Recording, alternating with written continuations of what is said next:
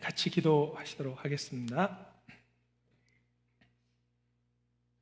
하나님 감사드립니다. 저에게 또 새로운 하루를 주시고 또 모아주셔서 진리의 말씀, 하나님의 말씀인 성경을 함께 상고할 수 있는 기회 주심 감사드립니다. 이 자리에 오신 모든 분들 마음을 열고 말씀을 들을 때 하나님의 진리를 깨닫게 해주시고 하나님의 공의와 사랑을 알 수 있도록 도와주시옵소서. 오늘 마음을 열고 말씀을 들을 수 있는 기회를 주시고 시작부터 끝까지 모든 시간 주님의 자비로우신 손길에 맡기며 우리 주 예수 그리스도의 이름으로 기도드렸습니다. 아멘. 함께 요한복음 3장 3절을 같이 보시겠습니다. 요한복음 3장 3절 신약 145페이지 부근입니다. 성경마다 페이지가 약간 달라서요. 요한복음 3장 3절 찾으셨으면 한 목소리로 같이 한번 읽어보시겠습니다.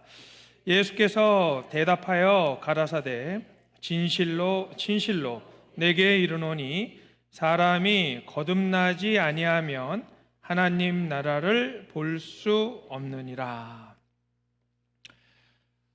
어느 날 밤에 니고데모라는 사람이 예수님을 찾아왔습니다. 니고데모는 유대인의 관원, 아주 높은 위치에 있는 사람이고 또 이스라엘의 선생으로서 많은 사람에게 존경을 받는 그런 사람입니다. 그런데 이제 밤에 찾아온 이유는요, 남의 안목이 두려워서 이제 밤에 몰래 이제 예수님을 찾아왔습니다. 유대인의 관원이고 이스라엘의 선생인 니고데모가 이렇게 찾아왔으면은 예수님이 좀 따뜻하게 맞아주고 고맙다고 이렇게 얘기할 법도 한데 지금 이 요한복음 3장 3절에 나타난 말씀이 예수님이 니고데모에게 처음으로 만났을 때 하신 말씀입니다. 예수께서 대답하여 가라사대 진실로 진실로 내게 이르노니, 여기 진실로가 두 번이 나와 있죠. 예수님 말씀하실 때 진실로 진실로 두 번 말씀하신 것은 꼭 기억해야 됩니다. 너무 중요해서 강조를 하신 거예요. 한 번만 하신 게 아니라 두 번 하셨죠. 진실로 진실로 내게 이르노니 사람이 거듭나지 아니하면 하나님 나라를 어떻다고요? 볼 수 없느니라. 자, 여기 하나님 나라에 가는 문제가 있습니다. 하나님 나라를 볼 수 없으면은 갈 수 없는 건 당연하겠죠. 볼 수도 없는데. 근데 하나님 나라에 갈 수 있는 유일한 조건이 뭐냐면은 사람이 거듭나야 한다. 이 문제가 있습니다.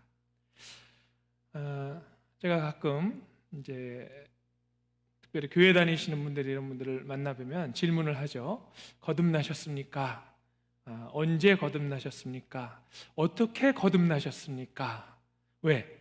거듭나지 않으면 하나님 나라를 볼 수도 없는데 그분의 영적인 상황을 확인을 하려면요, 거듭났느냐고 질문하는 게 당연하죠. 그런데 좀 실망스럽게도 거듭남에 대해서 잘 모르는 분들이 계세요. 어떤 분들은 거듭났습니까? 여쭤보면은 예, 제가 교회 다니고 있습니다. 아니면은 네, 제가 병이 있었는데 목사님 안수기도를 받고서 병이 나았습니다. 어떤 분들은 또 예, 제가 몇 년도에 세례를 받았습니다. 침례를 받았습니다. 이렇게 대답하잖아요.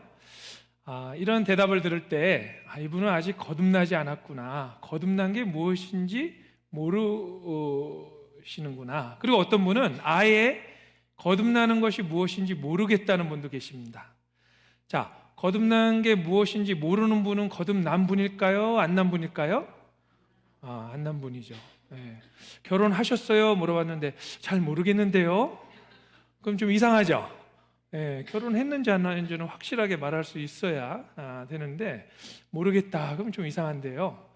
교회에 그렇게 오래 다니고도 거듭나는 게 무엇인지 모르는 분들이 많이 있습니다. 사실 이 나나주에 보면요, 사람이 거듭나지 할 때 그 거듭나지 밑에 위에서라고 되어 있습니다. 위에서 이제 성경별로 이제 나나주라고 원래 이 헬라 말이요, 위에서 난다는 뜻입니다. 그래서 비행기를 타려면은 항공권이 있어야 되고, 대학에 등록금을 내려면 미리 합격을 해야 됩니다. 합격도 안 하고 가서 등록금 낸다 그러면 받아줄까요? 안 받아줄까요? 안 받아주죠. 그래서 이번에 우리가 이 성경 강연회를 가지는 이유는 이 거듭남에 대해서 내가 확실히 거듭났는가, 하나님 나라에 갈 수 있는 믿음이 있는가를 확인해 보려는 그런 목적이 있습니다. 히브리서 2장 3절에 같이 한번 읽어보겠습니다. 이같이 큰 구원을 등한히 여기면 어찌 피하리요. 자, 우리 인생의 가장 중요한 문제가 뭐냐? 성경에는 구원, 나의 영혼이 구원을 받았느냐 안 받았느냐. 이제 사람이 죽고 하나님 앞에서 심판을 받는데 천국에 들어갈 수 있느냐 없느냐, 이 문제가 가장 크고 중요하다라고 말씀하고 계십니다. 캘리포니아 앞바다에서 배가 난파가 됐어요. 배가 난파가 돼서 가라앉아 있어서 이제 사람들이 수색을 하러 들어갔는데요, 배 안에 어떤 한 사람을 발견했습니다. 근데 그 사람이 배 안에서 죽었는데 주머니에 보니까 금괴가 가득 들어있는 거예요. 금괴가. 자, 이 사람이 왜 죽었을까요? 배가 침몰을 하는데 금을 옮기고 있었는데 이 금을 지켜야 되니까 허겁지겁 금을 주머니에 막 집어넣은 거예요. 그러니까 너무 무거워서 헤엄쳐 나오지 못하고 죽었습니다. 자, 지혜로운 사람일까요? 어리석은 사람일까요? 어리석죠.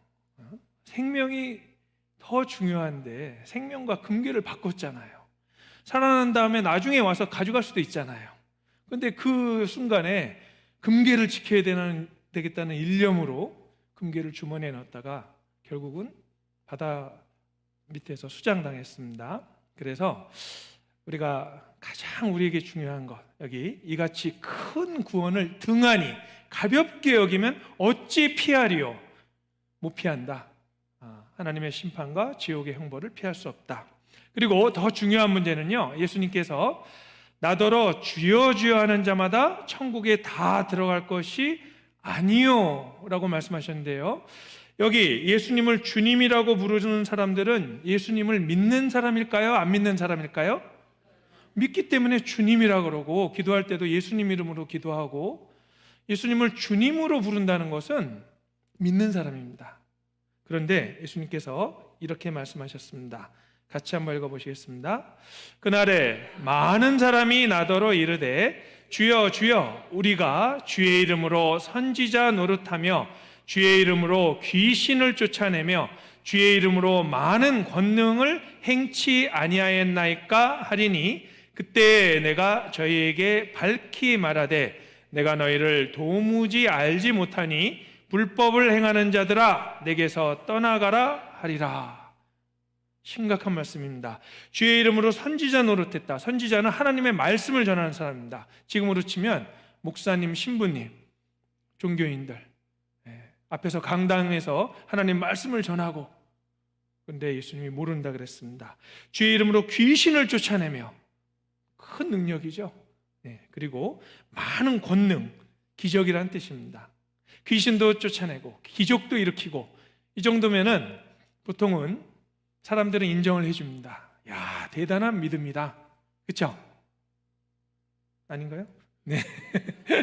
여기 귀신 쫓아내본 적 있는 분 계세요? 네, 아니잖아요. 이 대단한 믿음이라고 사람들은 인정을 할 텐데, 여기 보면은 그때 내가 저희에게 밝히 말하되 내가 너희를 어떻다고요? 도무지 알지 못하겠다. 너희 누구냐? 거듭난다는 것은 하나님으로부터 영생을 얻는 것입니다. 새 생명을 받는 거예요. 죄인으로 태어나서 죄 가운데 살면서 하나님과 끊어져 있다가 하나님의 사랑을 깨닫는 순간에 하나님과 연결이 되고 하나님을 아는 자가 되는 겁니다. 근데 여기 예수님이 내가 너희를 도무지 알지 못하니 불법을 행하는 자들아 내게서 떠나가라. 사람이 죽음 이후에는 딱 두 장소밖에 없습니다. 하나님과 함께 영원히 살아가는 천국, 아니면 하나님을 떠나서 영원히 보내야 되는 지옥. 예수님을 떠나면 지옥이죠. 그래서 고린도후서 13장 5절에 아주 중요한 말씀이죠. 우리에게 하는 말씀입니다. 같이 한번 읽어보시겠습니다. 너희가 믿음에 있는가 너희 자신을 시험하고 너희 자신을 확증하라. 혹시 여기 교회 다니시는 분들이 오셨을 수도 있어요. 잘 오셨습니다. 왜? 이 시간 통해서 정말 나의 믿음이 하나님이 받아주시는 믿음인지 아닌지를 시험하고 확증할 수 있는 시간입니다. 시험하고 확증한다. 자, 암에 걸렸을 때요, 이제 항암 치료를 받고 이제 나았습니다. 암이 사라졌어요. 그러면은 의사 선생님이 뭐라 그러냐면요, 6개월 뒤에 다시 오십시오. 확인을 해봐야 됩니다. 그러죠? 왜? 암은 세포가 하나만 남아있어도 다시 자라요. 그렇기 때문에 한 6개월 정도 시간이 지난 다음에 다시 와서 검사를 해봐야 됩니다. 자, 우리 70년, 80년 사는 이 인생을 위해서도 암이 있는지 없는지, 확실히 치료가 됐는지 안 했는지, 완치가 됐는지 확인하려고 검사를 확실하게 하는 것이 지혜로운 것인데, 영생에 관해서는 말할 나위가 없죠. 더 중요하고, 이것은 우리의 영원한 생명에 관한 문제이기 때문에 우리가 믿음에 있는가 우리 자신을 시험하고 확증해야 되는 이런 중요한 문제가 있습니다. 그래서 오늘 또 말씀을 잘 들으시는 가운데 우리 그 성경 말씀에 나타나 있는 진리를 좀 살펴보도록 하겠습니다. 자, 어제는요, 하나님이 살아계시고 또 이 세상을 창조했다는 내용을 세 가지 증거를 통해서 살펴봤습니다. 하나님이 만드신, 창조주가 만드신 피조물, 우리 주위에 있는 여러 가지 자연과 우주와 또 지구와 자연을 보면요, 하나님의 존재를 알 수 있고, 또 우리에게 주신 이 성경이 놀라운 책입니다. 지금으로부터 3,500년 전부터 1900년 전까지 1600년 동안 40명의 기자가 성령의 감동하심으로 쓴 성경인데요, 글인데 정말 성경을 상고하고 또 공부하면 공부할수록, 사도행전 17장에 보면은 베레아 사람들은 데살로니가에 있는 사람보다 더 신사적이어서 이것이 그런가 하여 성경을 날마다 상고함으로 그 중에 믿는 자가 많고, 성경을 상고하고 살펴보고 공부하면 그 중에 믿는 자가 많다고요? 적다고요? 많아졌다고 되어 있습니다. 자, 그리고 우리 안에 있는 영혼이 하나님의 계심을 증거합니다. 우리 안에 양심이 있잖아요. 종교심이 있고 영혼을 사모하는 마음, 이건 하나님이 우리에게 부어주신 영혼의 작용입니다. 자, 오늘은요, 인류 역사를 다스리는 하나님에 대해서 살펴보려고 합니다.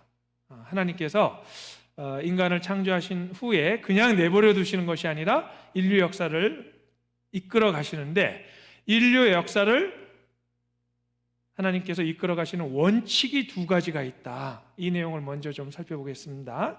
자, 시편 89편 14절에 보면요, 의와 공의가 주의 보좌의 기초라. 인자함과 진실함이 주를 앞서 행하나이다. 자, 하나님께서 인간을 창조하시고 인류 역사를 이끌어 가시는데 하나님의 통치의 원리가 있습니다.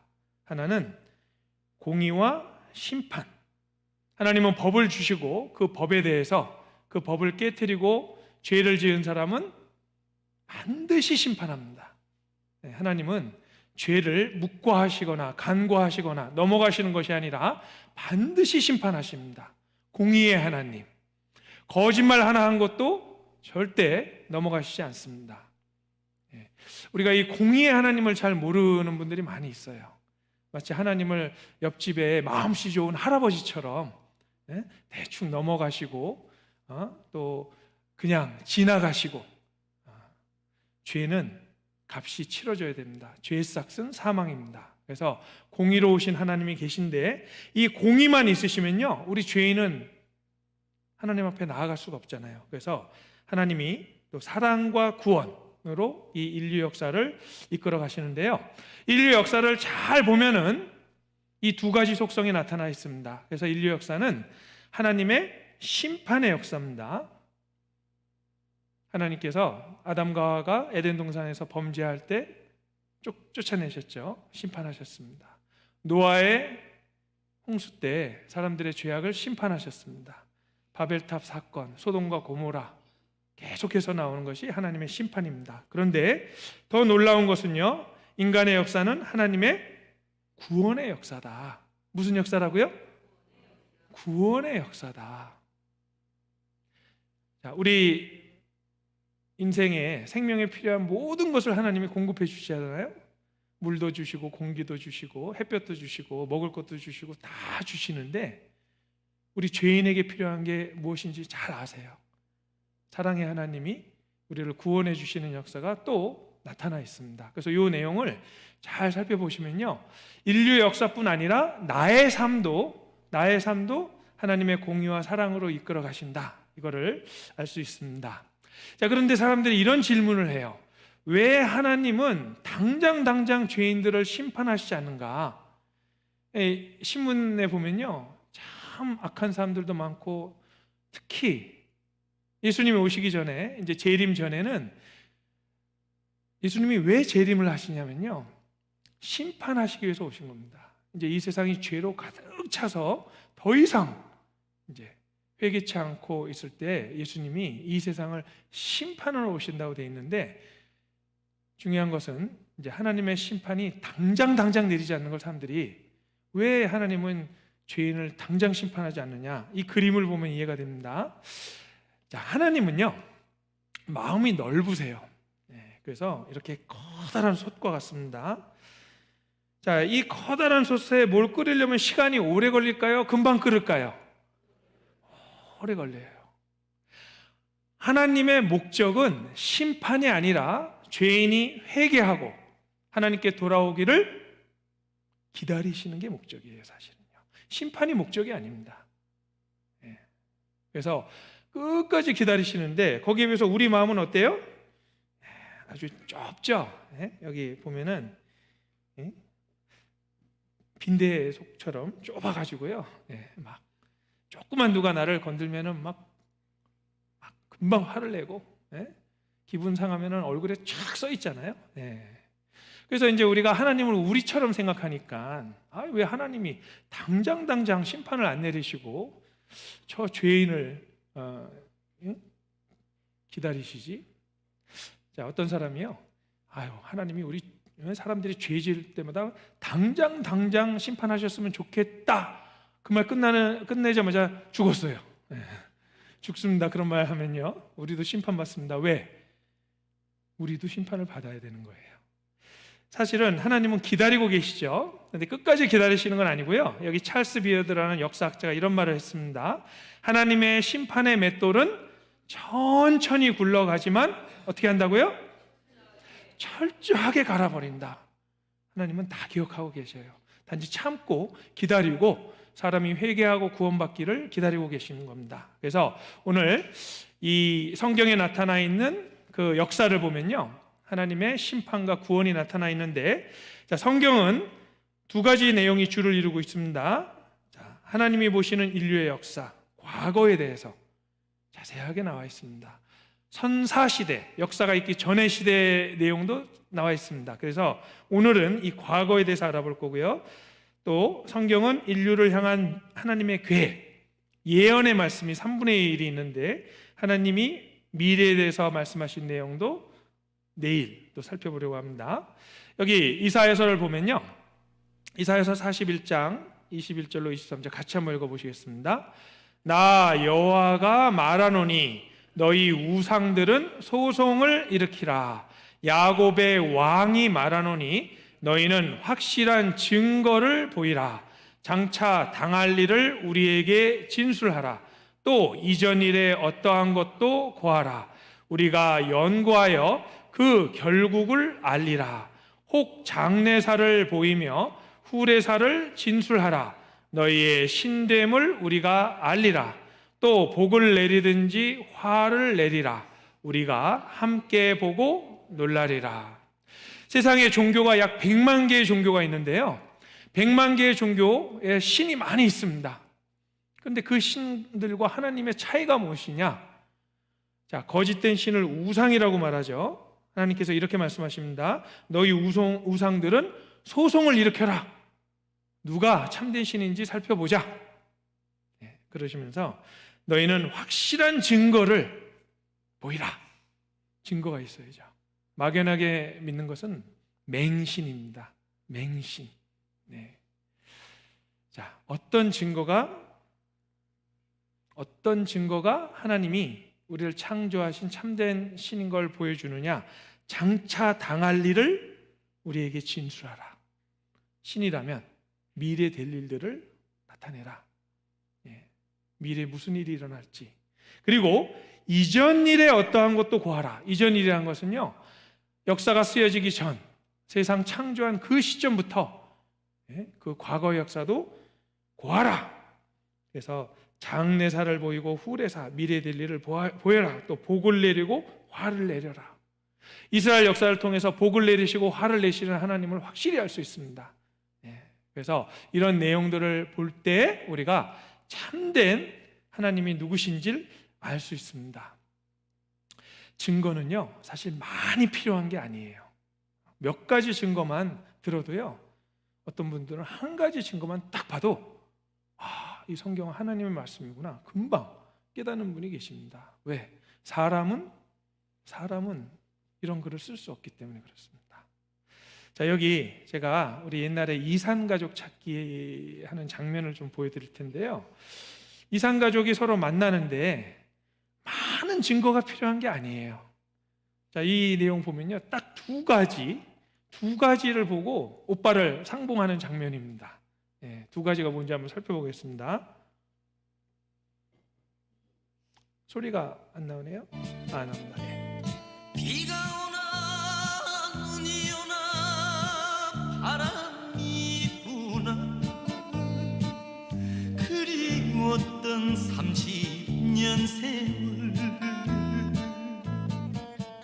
대전에서는 지금 대전 19번 허현철 씨가 나와 계십니다. 네. 동생은 4살 때 헤어진 오빠를 말 한마디 나누지 않고도 한눈에 알아봤습니다. 이분 맞습니까? 저 어렸을 때 있잖아, 이발소집에 맡겨놓고 갔었어요. 예, 맞아요. 날씨가 흐리고요. 예, 맞아요. 오빠! 오빠! 이제 죽어도 원한이 없어요. 오빠!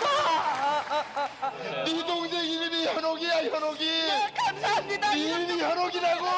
이름도 모르고 김씨가 아니야, 확실한 말이야. 알아야지 이름은. 피부치 하나 없는 고아로 살아야 했던 30년. 이름도 성도 모른 채 어딘가 있을 오빠를 찾아 헤매야 했던 그들의 사연은 온 대한민국을 울렸습니다. 해야 됩니까? 오빠 이제 죽어도 원한이 없어요, 오빠! 너무 감동적인 장면이죠. 이 여동생이 계속 그래요. 내가 이제 죽어도 한이 없다. 그래요. 오빠를 찾았으니까. 우리가 구원을 받고 이 하나님과 딱 생명이 연결되면요, 하나님의 사랑을 깨달을 때 똑같은 그런 마음이 됩니다. 근데 여기 두 가지 증거 말했어요. 두 가지 물어봤어요. 저 이발소에 남겨놓고 갔죠? 그날 날씨가 흐렸죠? 두 개 딱 하니까 오빠 그러잖아요. 왜? 하고 많은 장소 중에 이발소잖아요. 그렇죠? 이발소에 남겨놓고 그날 날씨가 햇빛이 쨍쨍쨍 게 아니라 흐리다, 이것만 딱 보니까요 딱 맞는 거예요. 그걸 어떻게 알아요? 오빠가 아니면 모르지. 그렇죠? 그래서 사실은 많은 증거를 봐야만 우리가 하나님을 믿는 게 아니고, 하나의 증거만, 확실한 증거만 봐도요 이 성경이 하나님의 말씀인 걸 알 수 있습니다.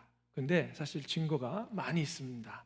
그래서 자, 우리 성경에 나오는 첫 번째 이야기, 에덴 동산에 관한 내용부터 좀 살펴보도록 하겠습니다. 하나님이 첫 사람 아담과 또 하와를 만드신 후에 이 둘을 동방의 에덴의 동산을 창설하시고 거기에 두셨다라고 되어 있습니다. 에덴의 뜻이 뭔지 아시죠? 기쁨입니다. 기쁨의 동산이에요. 왜? 이 에덴 동산은요, 사실 하나님이 아담과 하와를 위해서 완벽한 장소를 만들어 주신 겁니다. 죽음도 없고 고통도 없고 일할 것도 없고, 하나님이 사람들을 위해서 완벽한 기쁨의 동산을 만들어 주셨어요. 근데 우리는 왜 이 에덴 동산을 떠났을까? 죄 때문에 그렇습니다.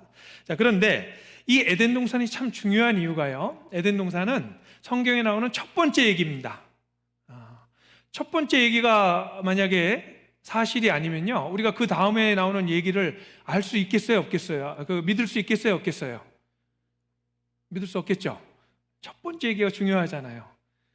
이번에 저 처음 보신 분이 많을 텐데, 만약 제가 처음 딱 봤을 때 제가 여자입니다 그러면은 저 믿으실 수 있겠어요, 없겠어요?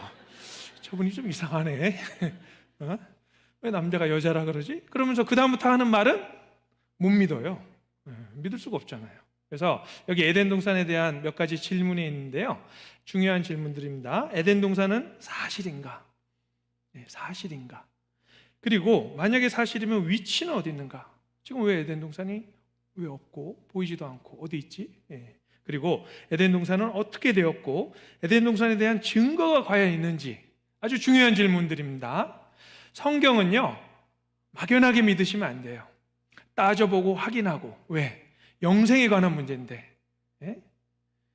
우리 여기 가정주부분들은 시장 가서 콩나물 값은 10원이라도 깎으려고 그러시는데, 이 영생에 관해서는 두리뭉실하게 넘어가시면 안 돼요. 이게 얼마나 중요한 문제예요. 그래서 이 에덴 동산에 대한 이런 질문에 대한 답을 찾을 수 있습니다. 자, 성서의 에덴 동산은 어디에 있었을까? 이제 고고학이 발전되고 사람들이 살펴보니까요, 1992년 월간 과학 잡지에 나온 내용입니다. 에덴 동산은 어디에 있다고요? 메소포타미아에 있었다. 무슨 근거로? 성경에 근거가 있습니다. 자, 메소포타미아라는 얘기 들어보셨죠? 세계사 시간에 졸지 않으셨으면 아마 기억을 하실 겁니다. 인류 문명의 발상지입니다. 그리고 원래 뜻이 뭐냐면요, 메소포타미아는 여기 밑에 뜻이 있죠. 강들 사이의 땅, 강들 사이, 티그리스 강과 유프라테스 강, 그 강들 사이, 바로 이 지역입니다. 자, 중동 지역, 여기가 티그리스 강이고 여기에 유프라테스 강, 비옥한 초승달 지역. 자, 그런데 놀랍게도 성경에서도 이 에덴 동산이 바로 이 메소포타미아 지방이었다라고 말씀하고 계시죠. 이 창세기 2장 10절에서 14절, 제가 말씀을 좀 축약했습니다. 그 강들 이름만 보여드리려고요. 제가 읽어보겠습니다. 강이 에덴에서 발안하여 동산을 적시고 거기서부터 갈라져 내 근원이 되었으니, 나머지는 같이 읽어보겠습니다. 첫째의 이름은 비손이라, 둘째 강의 이름은 기온이라, 셋째 강의 이름은 히데겔이라, 넷째 강은 유브라데더라. 자, 첫 번째 강 비손은요, 말라버렸습니다. 현재는 말라버렸는데 이것도 이제 과학이 발달해가지고 그 흔적을 발견할 수 있습니다. 기온강도 발견이 됐고요. 이 히데겔은 헬라 말로는 티그리스입니다. 히브리어는 히데겔, 헬라 말로는 티그리스. 그래서 영어 성경 보면 티그리스라고 돼 있고 유프라데는 유프라테스 강입니다. 그래서 바로 이 중동 지역. 자, 비손강과 기온강은 점으로 표시되어 있죠. 지금은 흐르지 않지만 발견이 됐습니다. 그리고 유프라테스 티그리스 강, 이 중동 지역입니다. 자, 놀라운 거는요. 자, 놀라운 것은 아까 말씀드렸죠. 세계사 시간에 이 에덴 동산이 있었던 지역이 인류 문명의 뭐라고요? 발상지다. 그래서 이 메소포타미아 문명이 처음으로 문명이 시작이 됐고, 여기서 이제 서쪽으로 가면은 이집트 문명이 생깁니다. 그 뒤에 나중에 나와요. 동쪽으로 가면 인더스 문명, 인도 문명이 생기고, 더 동쪽으로 가면은 중국의 황하 문명이 생깁니다. 자, 만약에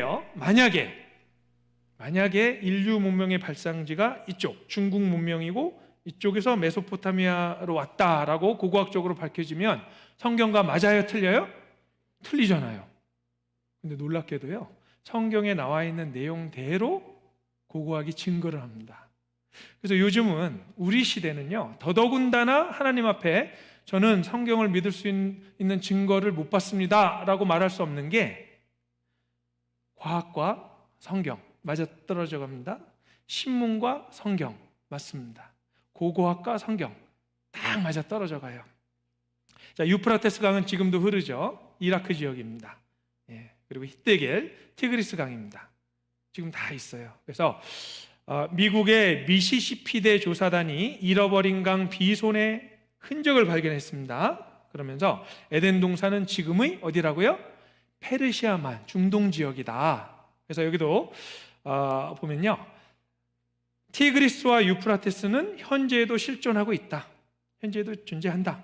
사라진 강 비손과 기온은 첨단 과학이 규명해서 미국 우주왕복선이 고대 강줄기를 찾아냈다. 1981년에 우주왕복선이요, 사막 위로 올라가면서 전파를 쏩니다. 그러면은 모래는 균일하기 때문에 전파가 뚫고 들어가다가 밑에 이제 딱딱한 암반이나 이런 걸 만나면 반사돼서 나와요. 그래서 그 반사된 전파를 쫙 분석을 해서요, 6m 아래 지형을 쫙 보니까 그 밑에 많은 강들이 존재하는 걸 봤습니다.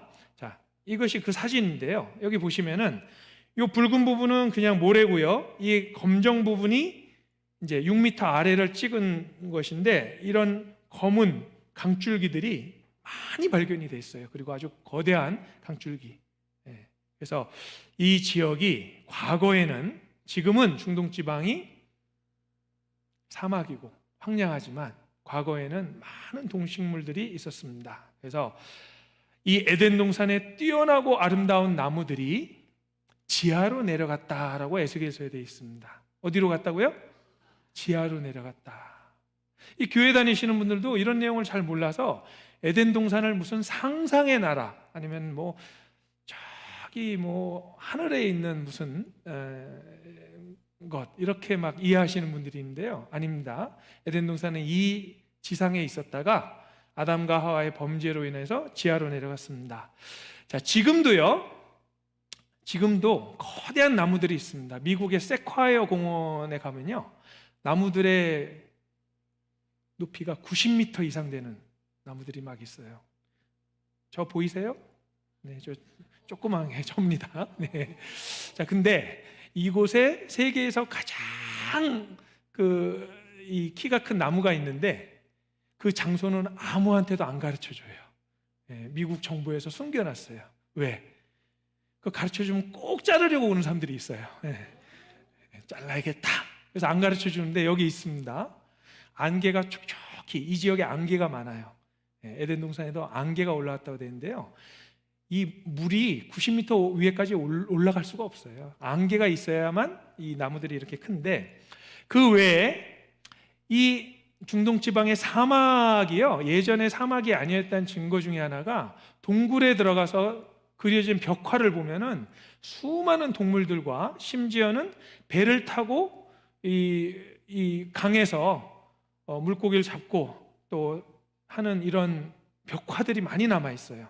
자, 그런데 이 에덴 동산의 나무와, 그 영화로운 나무와 수많은 동물들이 어떻게 됐느냐? 에스겔서의 31장에 같이 읽어보겠습니다.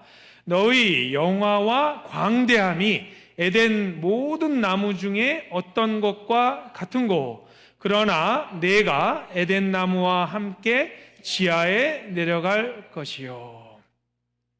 이 너가 사실은 이제 바로 왕에 대해서 말씀하시면서 하나님이요, 너의 영화와 광대함이 에덴 모든 나무 중에 어떤 것과 같은고. 에덴의 나무들은 지금과는 상상할 수 없을 정도로 아주 영화스럽고 광대한 나무들입니다. 그래서 이 나무들이 있었는데 지하에 내려갈 것이요. 여기 또 에스겔서 31장 16절, 에덴의 모든 나무 곧 레바논의 뛰어나고 아름다운 나무들로 지하에서 위로를 받게 하였느니라. 자, 에덴 동산이 어디로 갔다고요? 지하에 내려가서 거기서 위로를 받는다. 여기 레바논이라고 나오죠. 레바논은요, 성경에도 레바논의 백향목 그러면 아주 영화로운 나무들입니다. 이게 레바논의 국기입니다. 국기에 뭐가 있어요? 아예 나무가 있어요. 이 나라는. 왜? 나무가 유명하거든요. 그래서 레바논의 나무 그러면요, 전 세계적으로 아주 영화로운 나무들인데, 이 나무가 지하에서 위로를 받는다 그러잖아요. 자, 그 결과 이 중동 지역에 석유가 많이 납니다. 자, 석유는 어떻게 형성이 되느냐? 여기 석유의 연료는 생물의 사체이다. 에덴에요, 나무만 큰 것이 아니라 수없이 많은 동물들이 있었습니다. 좀 이따 보여드리겠지만요, 그 당시의 동물들은 지금의 동물들의 크기가 전혀 달랐어요. 엄청 컸습니다. 예. 새우가 2m짜리 새우 화석이 나와요. 예. 제가 왜 그걸 기억하냐면 제가 새우를 좋아하거든요. 예. 근데 새우가 2m면은 엄청 크고 먹을 게 많겠다. 근데 조심해야 돼요. 새우한테 잡아먹혀요. 아니 2m짜리 새우가 오면은 그 먹을 생각이 나겠어요? 도망가야죠. 예. 근데 어쨌든 이 당시는요, 위에 물층이 있었기 때문에 마치 비닐하우스처럼 따뜻하고, 그래서 여기 석유의 형성이 어떻게 되느냐, 이 생물의 사체가 지하에 내려가서 아래에서는 뜨거운 열이 올라오고 위에서는 압력을 받으면 석유가 되는 겁니다. 그래서 이 중동 지방에 가면요, 석유가 많이 나오고, 이것은 타르 하고 아스팔트를 까는 그 재료인데, 석유에 이제 휘발성 있는 부분이 다 날아가고 남은 찌꺼기입니다. 이것들이 막 여기저기 있어가지고요, 역청구동이라고 성경에 돼 있잖아요. 그래서 사실은 이 중동 지방에 석유가 많은 줄 몰랐어요. 사람들이 모르다가 19세기에 들어서 석유가 개발이 됐는데, 그 석유를 개발한 개발업자들이 왜 중동에 지금 사막이잖아요. 사막이면은 동물도 하나 없고 식물도 없는데 거기서 석유가 난다는 걸 어떻게 알아냈을까? 여기 19세기 석유 개발업자들이 중동의 석유 매장을 확신하게 된 가장 강력한 근거는 구약성서 창세기, 특히 노아의 방주와 소돔과 고모라 얘기가 나오는 부분이었다. 뭐 읽고 중동에 갔다고요? 성경 읽고. 제가 이거 보면서 성경 읽고 돈도 벌 수 있구나. 어마어마한 돈을 벌었죠. 왜냐하면요, 지금 전 세계에 나오는 석유 매장량 중에 중동에서 나오는 양이 압도적으로 많습니다. 그래서 이 지역에 석유가요 어마어마하게 나와요. 여기 석유 매장량, 이제 사회과 부도 이런 데 보면은 이 중동 지방에 있는 석유 양이 어마어마하죠. 어마어마합니다. 네. 다른 지역에 비해서 너무나 많습니다. 그리고 놀라운 건요, 이 사진을 보세요. 이 사막이에요, 사막. 네? 나무 한 그루 풀 한 폭이 없고 동물도 없고 없는데 석유가 그렇게 많이 나와요. 네. 그래서 과학자들은 왜 이렇게 석유가 나올까? 근데 성경에 보니까요, 답이 나오잖아요. 이 석유가 뭐라고요? 에덴 동산이 내려가서 그 에덴 동산에 있던 수많은 동물들이 석유가 된 겁니다. 그래서 이 지역에서 많은 양의 석유를 수출하고 우리나라도 이 지역에서 수입하고 있잖아요. 그래서 중동 지방에서 나오는 석유는 에덴 동산이 중동 지방에 있었다는 뭐라고요? 증거입니다. 아니면 설명이 안 돼요. 어떻게 이 사막에서 석유가 나올까? 그래서 우리는 에덴 동산의 정확한 위치와 증거를 알 수 있습니다. 자, 그리고 이제 창세기를 읽다 보면요, 이제 창세기 6장에 가보면은 이제 노아의 홍수의 이야기가 나오는데, 이 노아의 홍수는 우리가 잘 알아둬야 됩니다. 제가 1989년도에 이런 성경 강연에 참석해서 말씀 듣다가 이 노아 홍수 때문에 너무 놀랐습니다. 왜? 제가 천주교를 다녔다 그랬잖아요. 태어나면서부터 있었기 때문에 성경의 이야기를 잘 알았거든요. 그래서 퀴즈가 나오면 다 맞춰서, 성경 퀴즈는 성경 시험 치면 다 맞았어요. 예를 들어서 노아의 홍수 때 방주에 몇 명의 사람들이 타서 살아남았는가? 몇 명이죠? 8명 딱 서서 100점. 근데 믿지는 않았어요. 왜 믿지 않았냐면은 제 나름대로 생각을 한 겁니다. 아니, 전 세계에 어떻게 홍수가 있지? 서울에 홍수 났을 때 이 양산에도 홍수 날까요, 안 날까요? 예? 지역이 다르면은 홍수가 안 나잖아요. 오늘요, 서울에 눈 왔습니다. 예, 첫눈이 와서 지금 폭설주의보가 내렸어요. 근데 양산에 눈 와요, 안 와요? 안 오잖아요.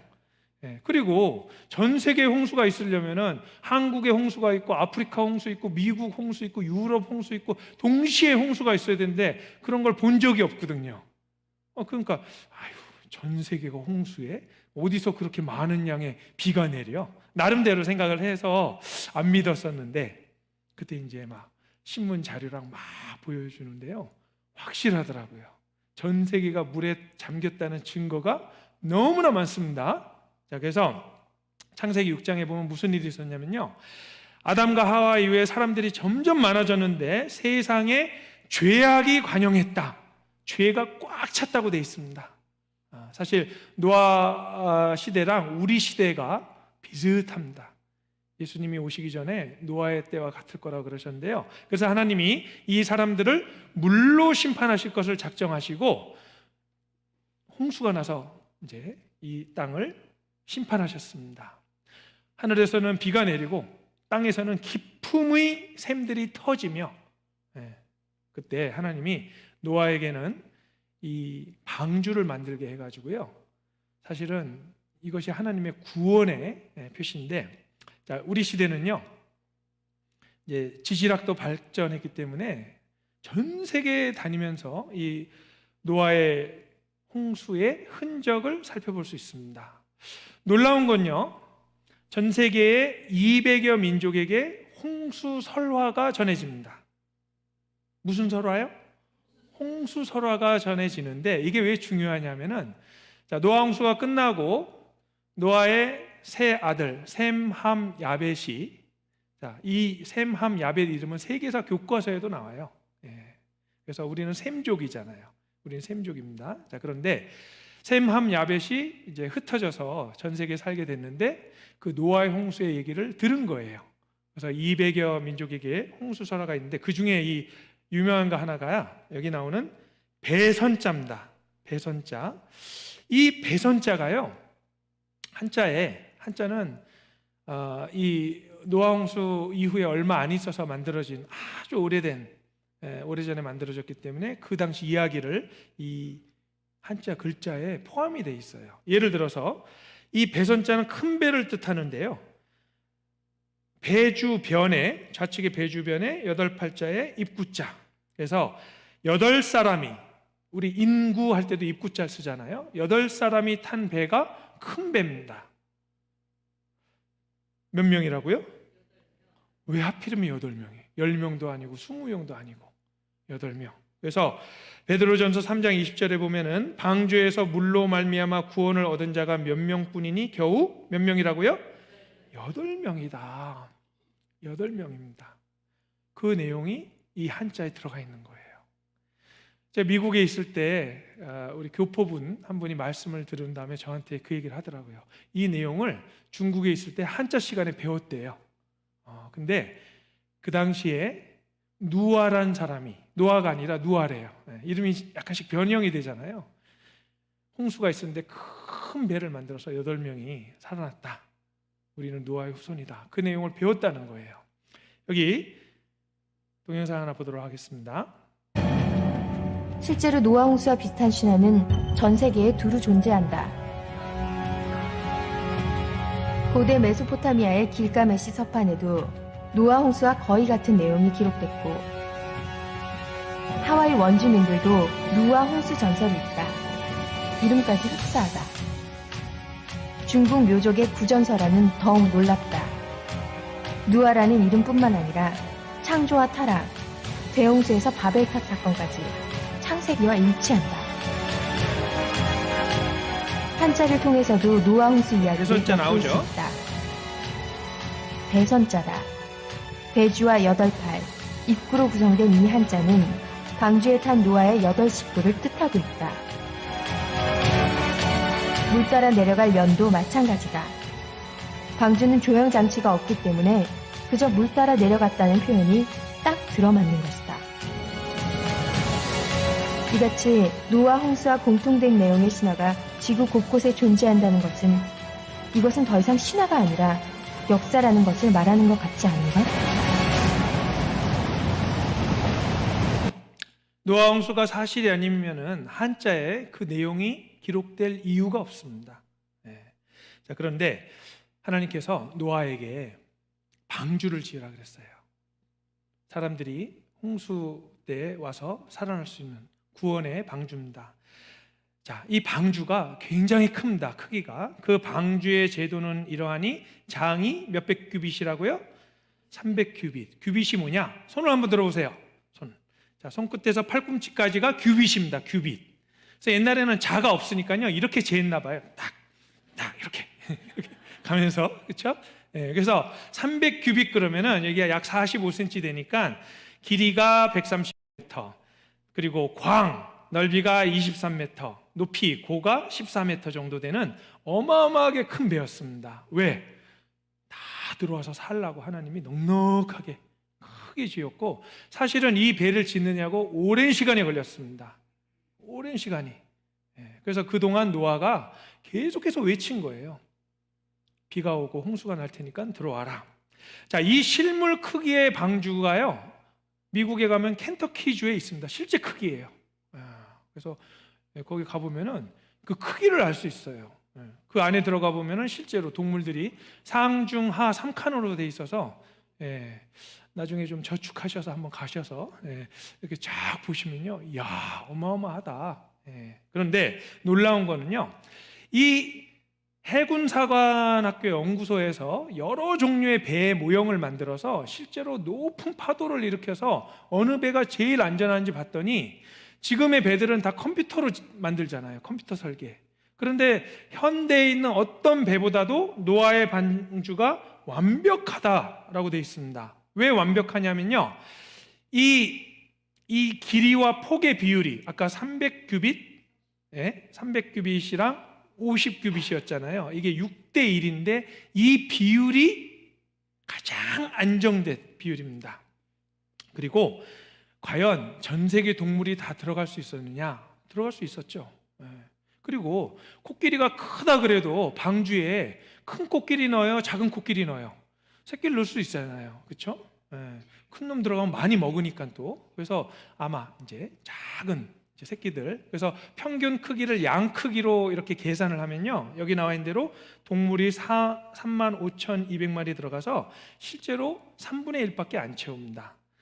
개가 종류가 어마어마하게 많지만요, 한 쌍만 있으면 다 나옵니다. 다 나와요. 그 안에 그 수많은 종류의 개들이 나올, 종이라는 거는 새끼를 낳을 수 있는 단위잖아요.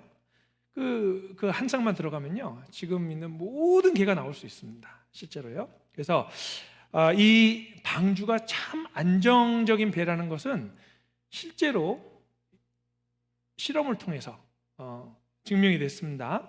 자, 그런데 기품의 샘들과 하늘의 창들이 열렸다 그랬잖아요. 같이 읽어보겠습니다. 노아 600세 되던 해 2월 곧 그 달 17일이라. 그날에 큰 기품의 샘들이 터지며 하늘의 창들이 열려 40주야를 비가 땅에 쏟아졌더라. 그 많은 물들이 어디서 왔냐? 첫 번째는 기품의 뭐라고요? 샘이다. 이게 뭘까? 최신 과학이 증명했습니다. 땅 밑에 어마어마하게 많은 물이 존재해서요, 지표면에 있는 물보다 더 많아요. 보시겠습니다. 지구 땅속에서 비밀의 바다가 발견됐습니다. 물의 양도 어마어마한데요. 지구촌 과학계가 흥분하고 있습니다. 김수홍 기자의 보도입니다. 미국의 한 연구진이 미국 전역 2천여 곳의 지진파 분석을 통해 지구 속 물, 제2바다의 존재를 확인했다고 밝혔습니다. 물이 있는 것으로 추정되는 위치는 멘틀 전이대입니다.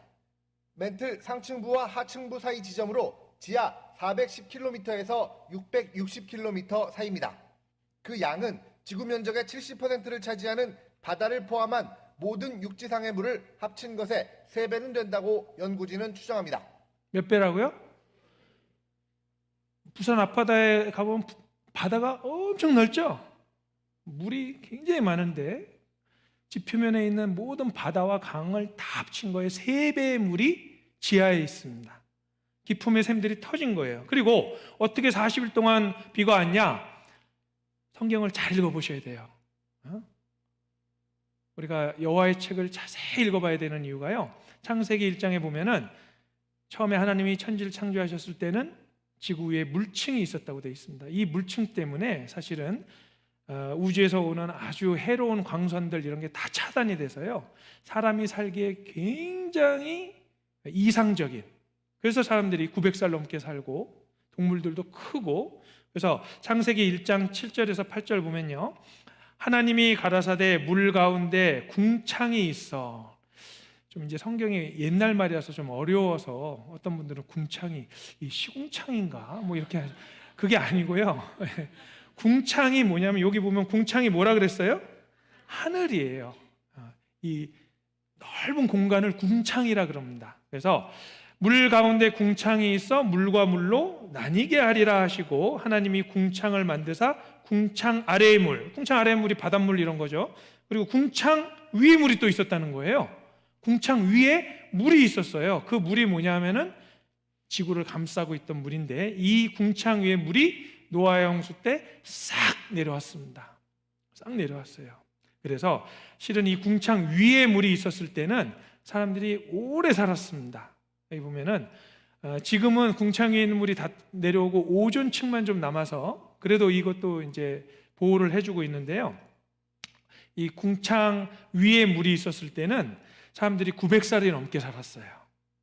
그래서 무드셀라는 969세, 최고 많이 살았죠. 여기 무드셀라. 근데 놀랍게도 노아 이후에 성경에 나와 있는 인물들의 나이를 보면요, 나이가 어떻게 돼요? 점점 수명이 줄어들죠. 쭉 줄어듭니다. 그러다가 다윗은 70살에 죽었는데, 여기 과학기술대학교의 이 교수님이요, 노희천 교수님이 뭐라고 하냐면, 인간 수명이 뭐라고요? 900살 가능했다. 왜? 이 물층이 있어서 보호를 해줬는데, 햇빛이 참 노아에 많은 역할을 합니다. 이분이 트럭 운전사인데 28년 동안 트럭 운전을 했는데 한쪽만 늙었죠. 왜 그럴까요? 이쪽이 햇빛 들어오는 쪽이에요. 그래서 요즘 그런 연구 결과가 나옵니다. 아침 저녁으로 직접 운전해서 출퇴근하시는 분들, 피부 생각하면 이때도 방심하면 안 되겠습니다. 왜? 출퇴근할 때요, 이쪽 햇빛 들어오는 쪽에 피부가 많이 상해요. 노화가 막 진행됩니다. 그래서 그 물층이 있었을 때는 햇빛이 들어오지 못하고, 그래서 생명 에너지에 가득 900살까지 장수했다. 사람은 900살까지 장수하고 동물들은 어마어마하게 커가지고 지금 이것이 시베리아에서 발견되는 맘모스 아시죠? 코끼리보다 훨씬 큰데요, 이 맘모스가 이 시베리아, 지금은 얼음으로 덮여있는 땅에서 얼음 파보면 나오는데 뱃속을 갈라보면은 아열대 지방의 식물이 나오는 거예요. 그 얘기는 이 맘모스가 살던 시베리아도 옛날에는 따뜻한 곳이었다. 아열대 지방이었습니다. 그리고 잠자리가요, 날개가 1m짜리 이런 것들이 박물관에 다 있습니다. 바퀴벌레가 30cm짜리가 화석이 나와요. 이런 바퀴벌레 나오면 도망가야겠죠. 30cm, 조그만 것도 싫은데 막 30cm가. 그런데 이것뿐만이 아니고 실제로 그 박물관에 있는 화석들을 보면요, 이끼가 60cm에서 90cm, 아스파라가스가 27m, 앵무조개가 20cm, 바퀴벌레 30cm, 나비가 56cm, 잠자리가 1m, 아까 본 겁니다. 소라가 1.5m, 새우가 뭐라고요? 새우가 2m, 그리고 악어가 15m. 이게 그냥 하는 게 아니고 화석으로 남아있는 거예요. 그래서 이 화석은 거짓말을 하지 않습니다. 노아 홍수 전에는 정말 하나님이 완벽한 자연에 만들어 놓으셨구나. 자, 대홍수의 증거가 전 세계에 있습니다. 전 세계가 물에 잠긴 증거가 너무 많아요. 대표적인 것이 에베레스트 산. 에베레스트 산은 전 세계에서 제일 높은 산이죠. 자, 이 히말라야 산맥에 가보면은 산 꼭대기에서 조금 밑에 쪽에 이 황금의 지층이 있습니다. 이렇게 층이 시루떡처럼 쫙 있는데, 이 지층을 가서 파보니까요, 그 안에 암모나이트라고 옛날에 살던 바다 생물들이 나오고 여러 가지 바다에 살던 그 흔적이 남고요. 안데스 산맥은 남미에 있는 높은 산맥입니다. 이 산맥 위에서도 수많은 화석들이 발견되는데 이 화석이 참 재밌어요. 이 화석은 무슨 화석이냐면 굴화석입니다. 굴화석. 예. 근데 굴이요, 500개 이상의 거대한 굴들이 해발 고도 3,200m 높은 페루 안데스 산맥에서 발견되었다. 여기 굴 좋아하시는 분들 있죠? 예. 야, 이 어마어마하게 커요. 게다가 염호가 있는데요. 자, 생각해 보세요. 산 위에 있는 호수는요, 비가 내려서 그 물을 이렇게 가지고 있는 거기, 저장하는 거기 때문에 원래 짠물이면 안 되고 민물이어야 돼요. 그리고 대부분의 호수는 다 민물입니다.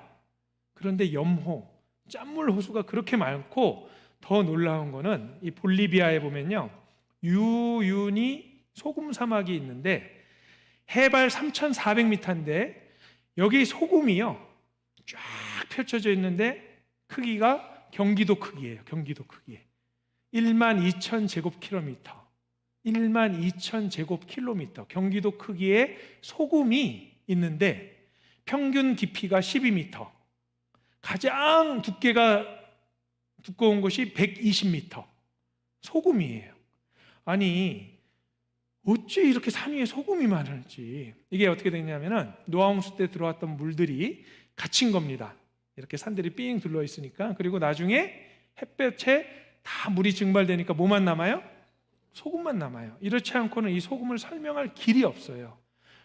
근데 그 주위에 보니까요, 산호초 화석이 발견되는 거예요.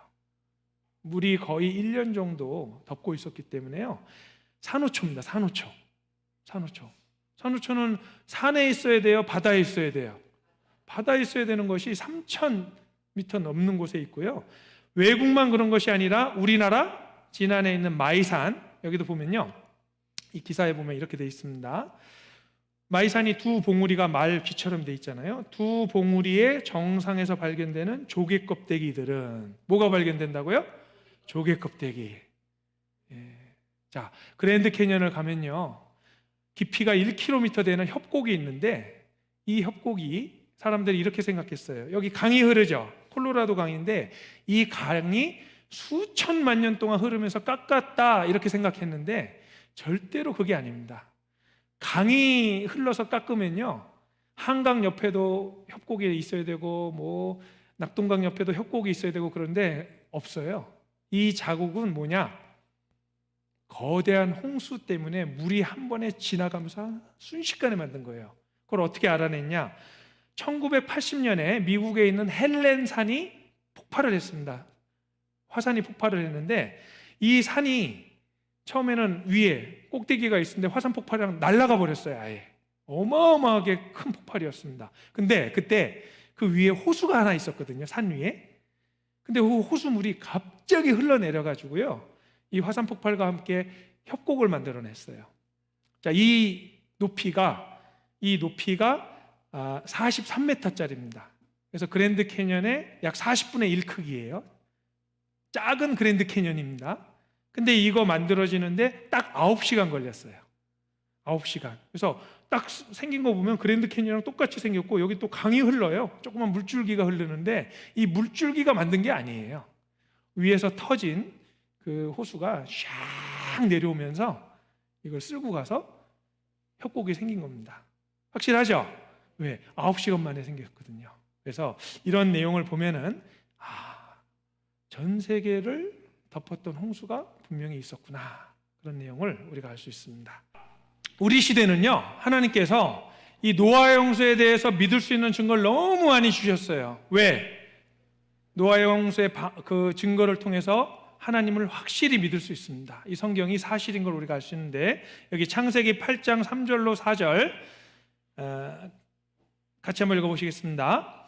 물이 땅에서 물러가고 점점 물러가서 150일 후에 감하고 7월 곧 그달 17일에 방주가 아라랏산에 머물렀으며. 놀라운 것은 방주가 발견이 됐잖아요.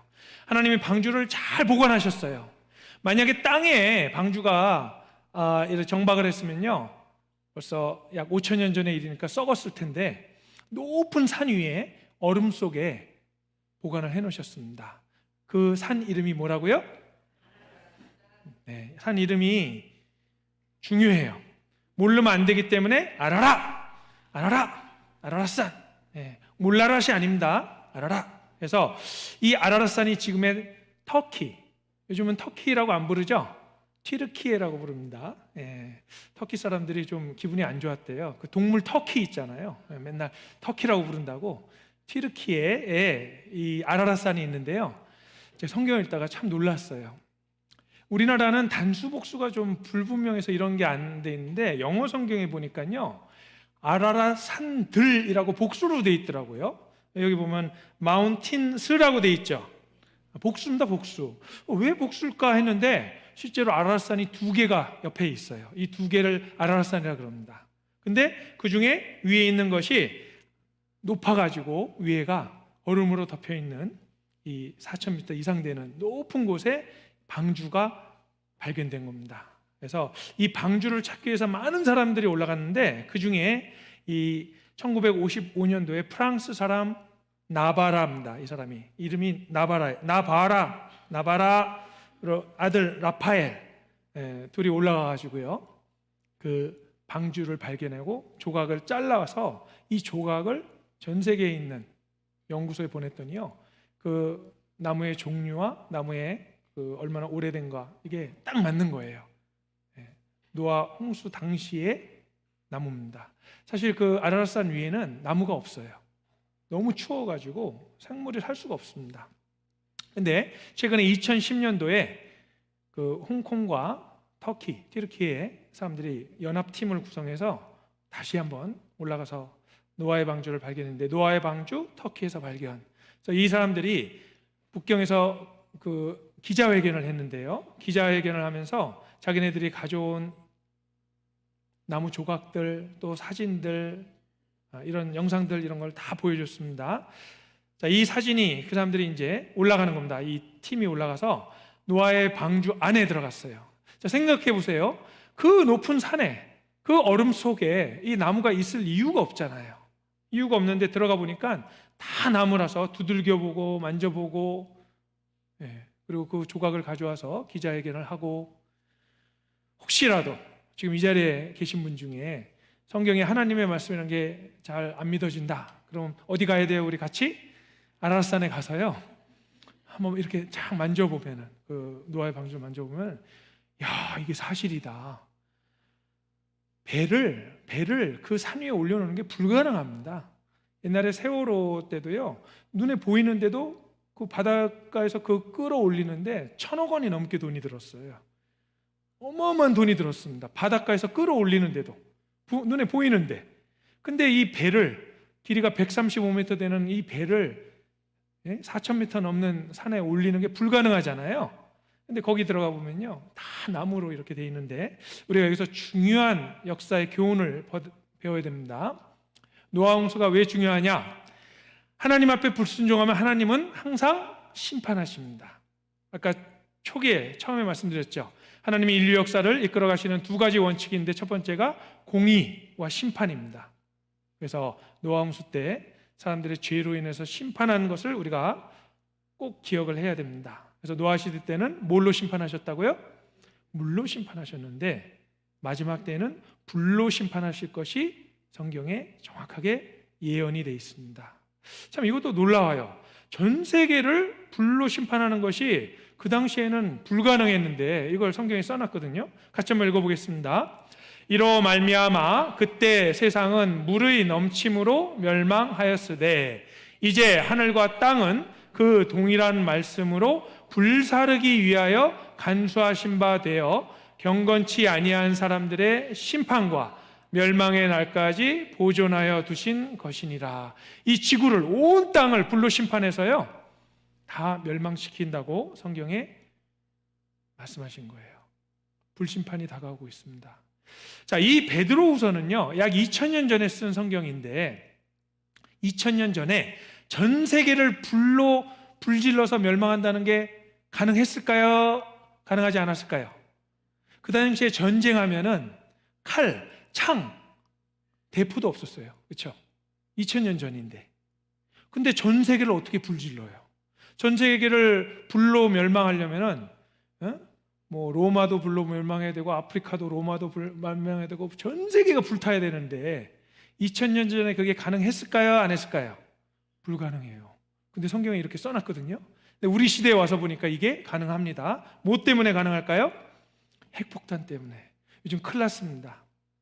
우크라이나랑 러시아가 계속 전쟁이 되는데 러시아가 자꾸 뭘 쓴다고 협박해요? 핵 쓰겠다고 자꾸 협박합니다. 그래가지고 이 핵 지구 종말의 시계가 미국 핵 땡겨져요. 과학자회가 현재 시각 24일 지구 멸망까지의 시간을 상징적으로 보여주는 지구 종말 시계, 둠스데이 시계의 초침이 파멸의 상징인 자정 쪽으로 10초 더 이동했다고 밝혔습니다. 지구 종말의 시계가 땡겨졌어요. 왜? 이 우크라이나 전쟁 때문에. 이걸 왜 했냐면요. 지금 핵무기 있는 걸 다 사용하면 지구가 100번 멸망하고도 남습니다. 그래서 과학자들이 이걸 경종을 울리기 위해서 지구 종말의 시계를 만들어놨는데 원래 100초 전이었는데 이 러시아가 자꾸 핵무기 쓴다 그러니까 10초를 이렇게 땡긴 거예요. 그래서 이제 몇 초 남았어요? 90초라는 얘기는 굉장히 임박했다는 겁니다.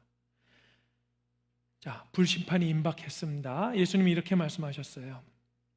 마지막 시대는 노아의 때와 같을 것이다. 노아의 때와 같이 인자의 임함도 그러하리라.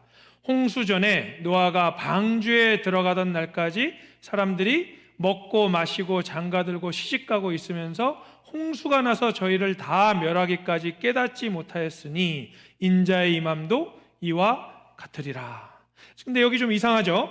노아 때 사람들이 뭐 했다고요? 먹고 마시고 장가들고 시집가고. 이게 죄인가요? 오늘 아침 드셨잖아요, 그렇죠? 먹고 마시고 다 했는데 이게 무슨 얘기냐면요, 하나님에 대해서 관심이 없다는 뜻이에요. 오로지 먹는 문제, 이 세상적인 거에 완전히 마음이 뺏겨가지고 예수님이 다시 오신다는 약속도 무시하고 성경도 살펴보지도 않고 이러다가 어느 날 갑자기 오신다는 거예요. 내일 확실히 알게 되실 겁니다. 주님 오시기 날이 너무 가까웠다는 거예요. 그렇죠? 많은 징조가 이미 우리 눈앞에 다 일어났습니다.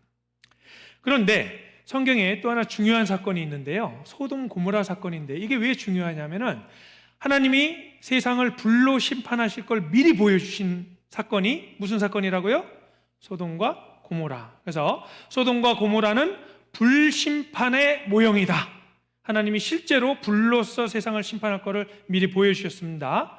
이 소돔과 고모라는요, 성적인 죄가 가득했어요. 성경 보면은 특히 동성연애가 가득했습니다. 요즘 우리나라도 이제 동성연애를 아주 대놓고 권리를 옹호한다 그러고 성소수자들을 보호해야 된다 그러고 그러잖아요. 하나님이 제일 싫어하시는 죄가 동성연애입니다.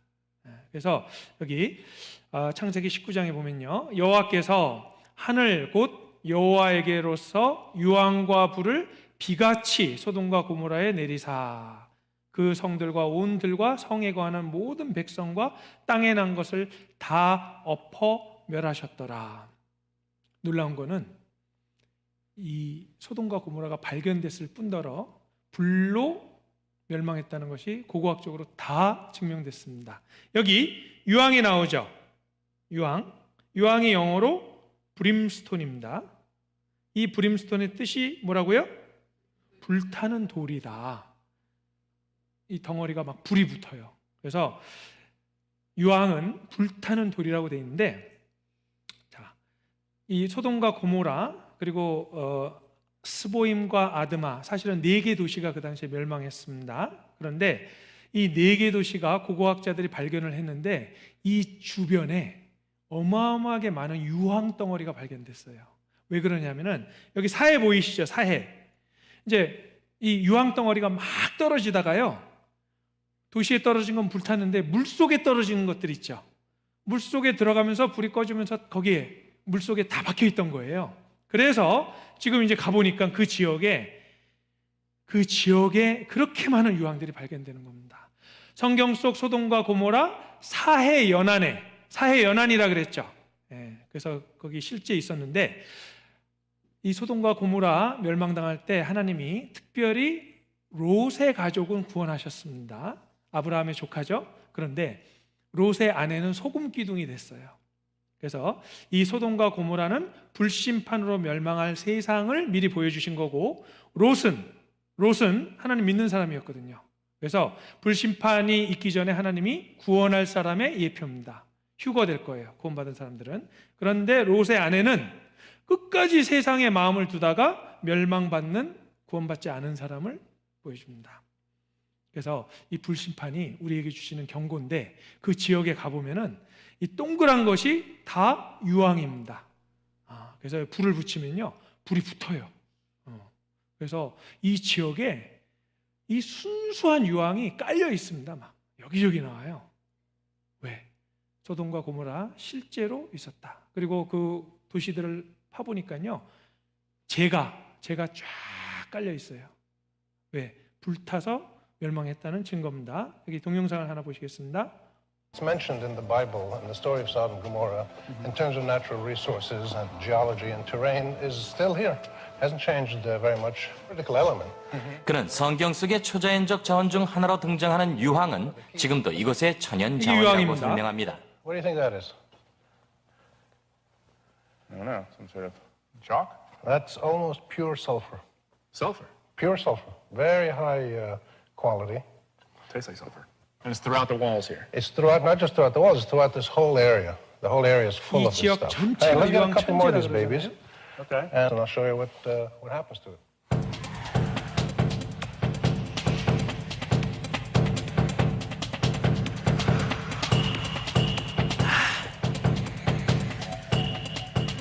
이거 맞죠?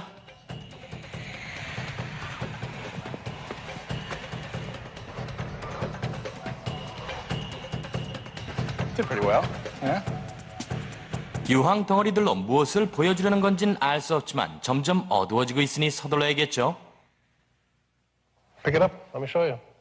You know what happens to sulfur when you light it? Well, it lights. Catches fire. Whoa. 잘 탑니다. 하여튼 이게. 근데 놀라운 건요, 이렇게 막 땅에 유황이 막 군데군데 박혀 있어서 발견되는 지형이 전 세계에 없어요. 순수한 유황이 막 발견되잖아요. 근데 하필이면 이 지역이 어떤 지역이라고요? 유황을 하나님이 비처럼 내리셔가지고 불로 멸망한 지역입니다. 그래서 소돔과 고모라가 발견이 됐고 재로 덮여 있고 그 지역에는 유황이 수없이 나온다. 이 얘기는 성경에 있는 내용이 사실인가요, 아닌가요? 사실이잖아요.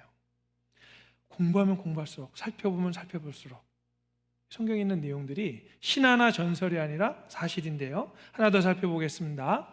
이 바벨탑 사건은요, 우리한테 참 중요한 사건인데, 노아 이후에 셈과 함과 야벨, 이 세 아들을 통해서 많은 사람들이 이제 태어났습니다. 그런데 하나님은 전 세계에 흩어져서 전 세계 땅을 정복하고 편만하게 살라고 그러셨는데, 이 사람들이요 한꺼번에 뭉쳐서 신할 평지에 같이 살았어요. 하나님 명령에 또 거역했습니다. 그러면서 여기 성과 대를 쌓아 대 꼭대기를 하늘에 닿게 하여 우리 이름을 내고 온 지면에 흩어짐을 면하자. 하나님은 땅을 정복하고 흩어져서 살라 그랬는데 거꾸로 누구 이름을 내요? 우리 이름, 하나님 이름이 아니라 우리 이름을 내고 우리 같이 모여서 한번 성을 멋지게, 대는 탑을 멋지게 쌓아보자. 그래서 하나님이 와서 보시고 사람들이 불순종하는 것을 보고 언어를 혼잡게 했다. 그래서 바벨의 뜻이 혼잡, 영어로 confusion이라 그러는데요. 막 섞어버린 거, 막 언어를 이제 서로 다른 언어를 하게 한 거예요. 그래서 여기 보면은 이 사람이 도끼를 가져오니까요, 그거 말고 망치 가져와. 그러니까 얘가 뭐냐면, 뭐 내가 다 망치고 있다고? 그리고 막 싸우는 거예요. 말이 이제 안 통하니까 이제 서로 이해가 안 돼요. 막 이해가 안 돼가지고 이제 전 세계에 이렇게 흩어졌다, 이렇게 돼 있습니다. 그래서 언어가 이렇게 많이 생긴 거예요. 제가 인도 선교사로 있을 때 인도에는 언어가 2,000개입니다. 언어가 2,000개면 무슨 현상이 일어나냐면요, 잘 보세요.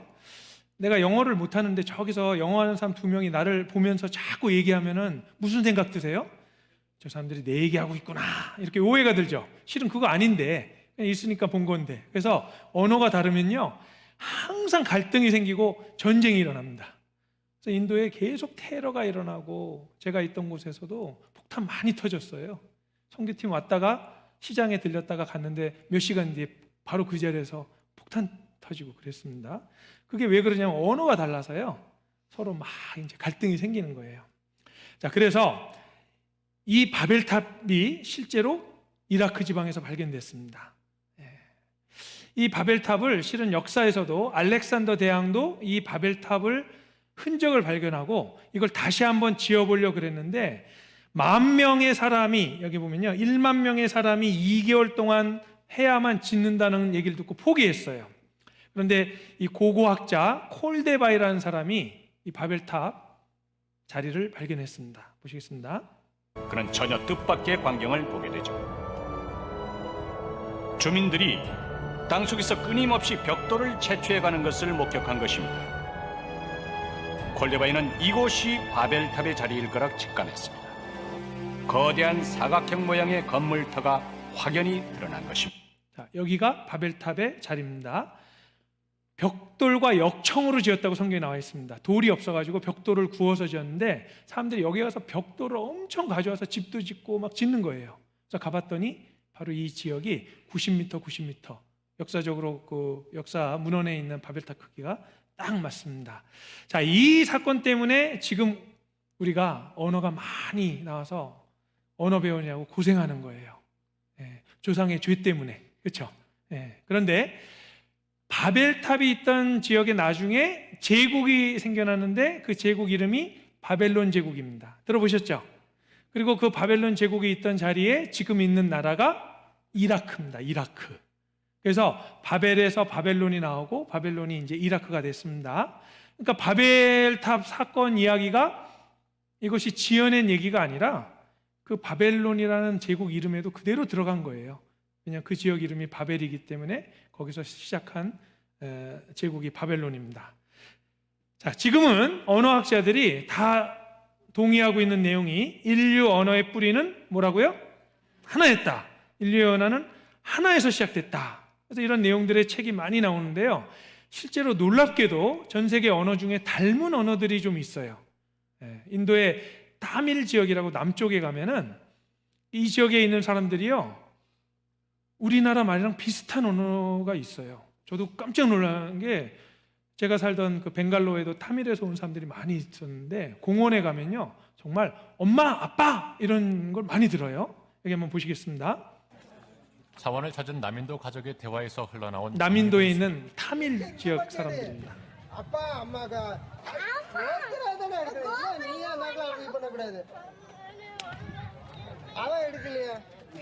What do you call father? 아빠. And what do you call mother? 엄마. 똑같죠? 아빠, 엄마. 나. Who are you? 아빠, 엄마, 나. I. In Tamil? 아이가 나입니다. 나. You know what is in Tamil? 니. Come. 와. What is in Tamil? 와, 똑같죠? 와. What is in Tamil? 와. Country. 나라. What is in Tamil? 명사는 물론 동사. 이게 신기한 거예요. 우리랑 전혀 관련도 없는데 단어들이 같잖아요. 그래서 이 내용은요, 실은 원래 언어가 하나였는데 흩어진 걸 보여줍니다. 그렇지 않으면 이게 설명이 안 돼요. 어떻게 같은 단어가 1000개가 넘는 단어가 나와요. 이 타밀 사람이랑은. 그래서 바벨탑 사건 사실이었습니다. 하나님이 언어를 혼잡시켜서 지금 이제 많은 민족들이 생겨난 거예요. 자, 그리고 한 가지 더 살펴보도록 하겠습니다. 이제 성경에 있는 내용 중에 우리가 기적 같은 내용들이 나오면요, 사실 사람들이 안 믿는 예가 있어요. 예를 들어서 예수님이 무리를 건넜다. 그러면은 사람들이 무리를 걸었다. 그러면은 내가 이런 것 때문에 성경을 안 믿어. 이런 분들이 생깁니다. 실제로 무리를 걷는 게 기적이잖아요. 근데 생각해 보시면은 창세기 1장 1절에 태초에 하나님이 천지를 창조하셨다. 빛이 있으라 말씀으로 빛을 창조하시고 이 우주를 창조하신 하나님이 계시면은 만약에 그 하나님이 계시면은 무리를 걷는 게 가능할까요? 불가능할까요? 그 기적이 당연히 가능하죠. 그걸 못하면은 그런 하나님을 믿을 수가 없죠. 사실은 이 기적이 있기 때문에 우리가 하나님의 능력을 알 수 있는 겁니다. 그런데 여기 출애굽 사건도요, 큰 기적이 일어났는데, 자, 이스라엘이라는 민족은 아마 들어보셨을 겁니다. 하나님이 4,000년 전에 창세기 12장에 아브라함을 선택해서 시작된 민족인데 하나님의 증인이라고 되어 있습니다. 이사야 43장 10절에 나 여호와가 말하노라 너희는 이스라엘은 뭐라고 되어 있어요? 나의 증인, 나의 종으로 택함을 입었나니. 이스라엘은 세상 중앙에 거하는 민족이라고 되어 있는데 옛날에 대륙이 하나였을 때도 중앙이었지만 실은 진짜 교통의 요지에 있습니다. 유럽과 아시아와 아프리카가 연결되는 곳에 있는 땅이 딱 이스라엘 땅이에요. 위치가 아주 기가 막혀요. 왜? 하나님의 증인이 되려면 땅 중앙에 있어야 돼요? 변방에 있어야 돼요? 중앙에 있어야 이 중앙에 있는 사람들을 보고 하나님 믿을 수 있잖아요. 이 이스라엘은 큰 나라가 아닙니다. 크기로 치자면요, 강원도 크기 정도, 한국의 강원도 크기, 도 하나 정도 크기입니다. 그래서 자그마한 크기, 그리고 인구도 지금 현재 약 1,000만 정도 되는 작은 민족, 나라. 근데 이 나라가 굉장히 특이한 나라고 하나님의 증인입니다. 자, 창세기 1장부터 11장까지는 세계 역사예요. 몇 장까지요? 11장까지. 그래서 창세기 1장부터 11장까지는 세상을 창조하시고 세계 많은 민족들에 대해서 설명을 하시는데 12장부터는 이스라엘의 역사입니다. 그래서 하나님께서 만민 중에서 아브라함을 선택하시고 아브라함이 이삭을 낳고 다른 아들 이스마엘은 아랍의 조상이 됐죠. 실은 지금 아랍이랑 이스라엘이랑 싸우는 거, 요즘도 하마스랑 계속 전쟁하는 게요, 집안 싸움입니다. 집안 싸움. 그래서 이삭이 또 야곱을 낳고 야곱이 12명의 아들을 낳습니다. 한타스. 그래서 그 중에 이제 여기 요셉이 노예로 애굽에 팔려갔다가 나중에 총리 대신이 됐는데, 이제 요셉이 죽은 후에 요셉을 모르는 왕이 일어났는데 보니까 이스라엘 사람들이 인구가 너무 빨리 늘어나는 거예요. 그래서 혹시 이 이스라엘 사람들이 나중에 다른 나라 사람들랑 서로 연결해서 애굽을 칠 수도 있겠다. 그래서 노예로 만들어 가지고요, 이집트에서 400년 동안 노예 생활을 했습니다. 이스라엘이. 그때 하나님께서 모세를 보내셔서 10가지 재앙을 이집트에 보내셔서 이스라엘 사람들을 애굽에서 끌어내세요. 이거를 출애굽, 성경 두 번째 책이죠. 그런데 이 10가지 재앙은요, 성경에만 나오는 것이 아니라 아이퓨어 파피루스라고 멤피스에서 발견된 파피루스에 나와 있는 내용이랑 정확히 일치해요. 10개의 재앙이 있었습니다. 그래서 이때 하나님께서 이스라엘 사람들을 모세를 지도자로 해서 출애굽을 했는데, 문제는 출애굽해서 나오다가 가다 보니까 홍해를 만난 거예요. 앞에는 홍해가 있고 뒤에는 애굽 사람들이 쫓아옵니다. 나중에 이 애굽 왕이 자기 아들도 죽고 마지막 장자 죽는 재앙 때문에 원한이 맺혀서요, 쫓아오는데 갇힌 거예요. 앞에는 홍해가 있고 뒤에는 애굽 군대가 있고, 하나님이 앞으로도 못 가고 뒤로도 못 가고 딱 갇힌 데에서 큰 기적을 일으키시는데요, 이것이 홍해가 갈라진 기적입니다. 자, 출애굽기 14장 21절 같이 한번 읽어보겠습니다. 모세가 바다 위로 손을 내어민데 여호와께서 큰 동풍으로 밤새도록 바닷물을 물러가게 하시니 물이 갈라져 바다가 마른 땅이 된지라. 영어에 보면요, 모세가 지팡이를 딱 내미는 순간에 갈라지는데 그렇지 않습니다. 여기 보면은 여호와께서 큰 동풍으로 밤새도록 바닷물을 물러가게 했다 그랬죠. 큰 바람을 일으켜가지고 바다를 가르신 거예요. 이 사건이 큰 기적이었습니다. 제가 뉴욕에서 직장 생활을 한 3년 했는데요, 거기 유대인들이 많이 삽니다. 유대인들은요, 정통파 유대인들은 까만 코트에 큰 모자를 쓰고, 이 남자들이요, 머리가 이렇게 꼬불꼬불 돼 있는데, 이 유대인들이요, 지금도 그 안식일을 지키고 유월절을 지키고 하나님 명령을 그대로 지키면서 살아가요. 그래서 안식일 때는 일을 하면 안 되거든요. 그래서 유대인들이 운영하는 병원의 안식일에는요, 엘리베이터 버튼을 누르면 안 돼요. 그게 일이라고 생각해서. 그럼 엘리베이터 버튼을 누르면 안 되는데 어떻게 하냐? 그날은 엘리베이터가 각 층마다 다 씁니다. 자, 뭐 병원까지 가는 거는 어느 정도 거리는 왔다 갔다 안식일에도 할 수 있습니다. 일을 하면 안 되는 거예요. 그래서 이제 병원에 갔는데 이 버튼을 못 누르는 거예요. 그래서 안식일에는 다 서요. 각 층마다. 그럼 답답할까요? 안 답답할까요? 속 터져요. 막 1층, 2층 다 서요. 그래도 안식일을 지켜야 돼요. 집에 밤에 이제 안식일이 저녁부터 시작하잖아요. 안식일 시작하기 전에 불을 켜놔야 되는데 깜빡이고 불을 못 켰어요. 스위치를 못 켰어요. 그럼 스위치를 못 켜요. 그럼 어떻게 하냐면요, 바깥 둘러보다가 유대인 아닌 사람이 지나가면 오라 그래가지고요, 돈 주고 스위치 좀 켜주세요 그래요. 왜? 본인들은 스위치를 못 켜요. 일이라고 생각해요. 그래서 철저하게 율법을 지키려고 노력합니다. 그게 왜 그러냐면은 이 기적을 봐서 그래요. 역사적으로 하나님께서 자기네 나라의 역사에 수많은 기적을 일으키셨는데, 여기 보시면요, 바로 이 장소가 홍해를 건넌 장소입니다. 그래서 이 지역에 커다랗게 이제 한 200만 명 모일 수 있는 장소가 있는데 이름이 누에이바인데요. 이곳에서 하나님이 바람을 일으켜서 바다를 가른 다음에 여기를 지나갔습니다. 이 누에이바가 여의도의 한 4.5배 크기 돼서, 자, 여기 지형을 보세요. 이스라엘 사람들이 이렇게 왔어요. 와서 이제 여기서 이제 장막을 치고 머물고 있는데 애굽의 군대가 뒤에서 막 쫓아오는 거를 이제 알게 된 거예요. 근데 앞에는 바다가 있습니다. 홍해가 있어요.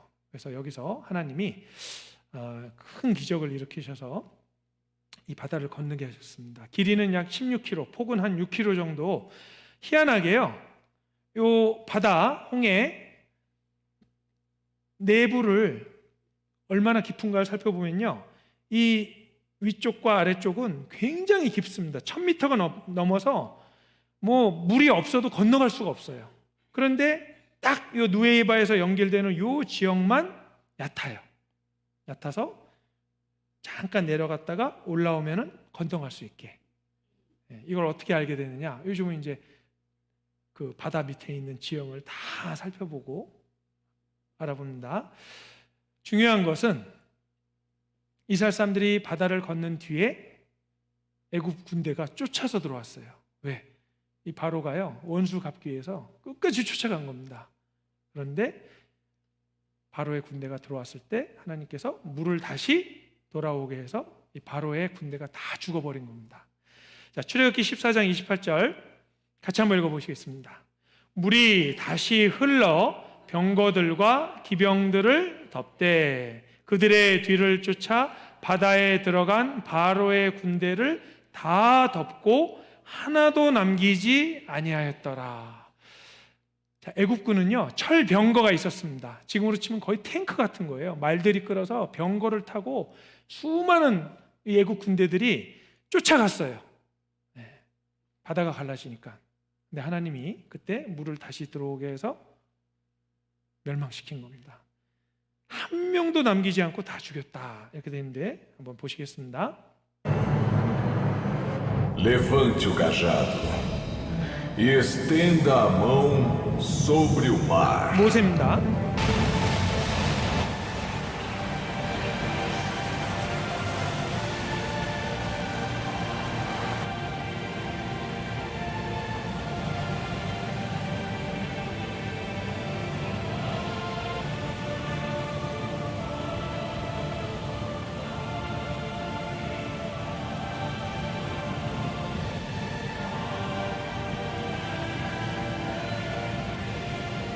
뒤에서는 불기둥으로 애국 군대를 막고 있었어요. 하나님이 못 쫓아오게.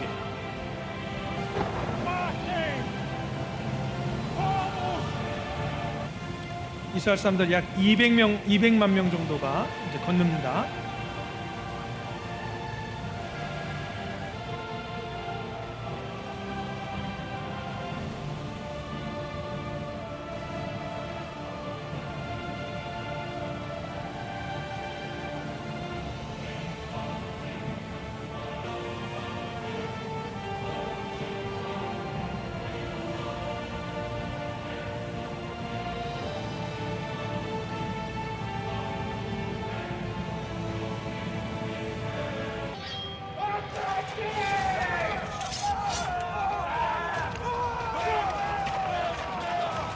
하나님이 불기둥을 없애니까 이제 쫓아가는 거예요. Eu sou o Eros Vivo. Eu sou mais poderoso.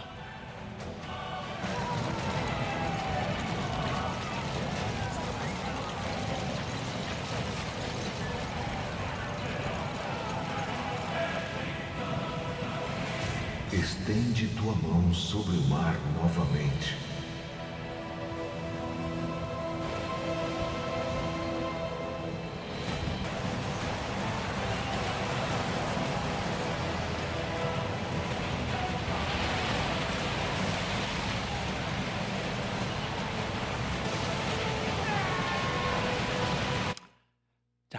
만약에 이것이 사실이라면 증거가 있어야겠죠. 그래서 이 생각하는 사람들이 이 홍해에 가서요 내려가봤어요. 바닷속에. 왜? 아까 철병거 보셨죠? 자, 병거가 바다에 빠지면은 어디로 갈까요? 거기 남아 있을까요? 거기 무거우니까 남아 있어야 되잖아요. 그래서 다이버들이 들어가 가지고요 그 홍해 바다를 샅샅이 훑는데 거기에 병거의 바퀴들, 뭐 축들 이런 것들이 많이 발견된 거예요. 자, 병거는 땅에서 달려야 돼요? 바다에서 달려야 돼요? 바다에 들어올 이유가 없어요, 병거는. 근데 그곳에서 이렇게 많은 병거의 그 흔적들이 발견된 건요, 그 당시에 애국 군대가 실제로 이스라엘 사람들을 쫓아가다가 몰살당한 겁니다. 그것이 아니면 설명이 안 돼요. 실제로 지금 박물관에 가면 병거의 모습을 우리가 알 수 있는데 정확하게 같은 모습의 바퀴들과 축들 이런 것들이 남아 있습니다. 자, 그래서 요즘은요 안 믿을래야 안 믿을 수가 없는 증거가 너무나 많은 그런 시대에 살고 있습니다. 과학이 발달하고 또 기술이 발달해서 성경에 나와 있는 내용들을 하나하나 다 살펴보고 확인하고 이 증거를 보잖아요. 그래서 여기 성경은 뭐라고요?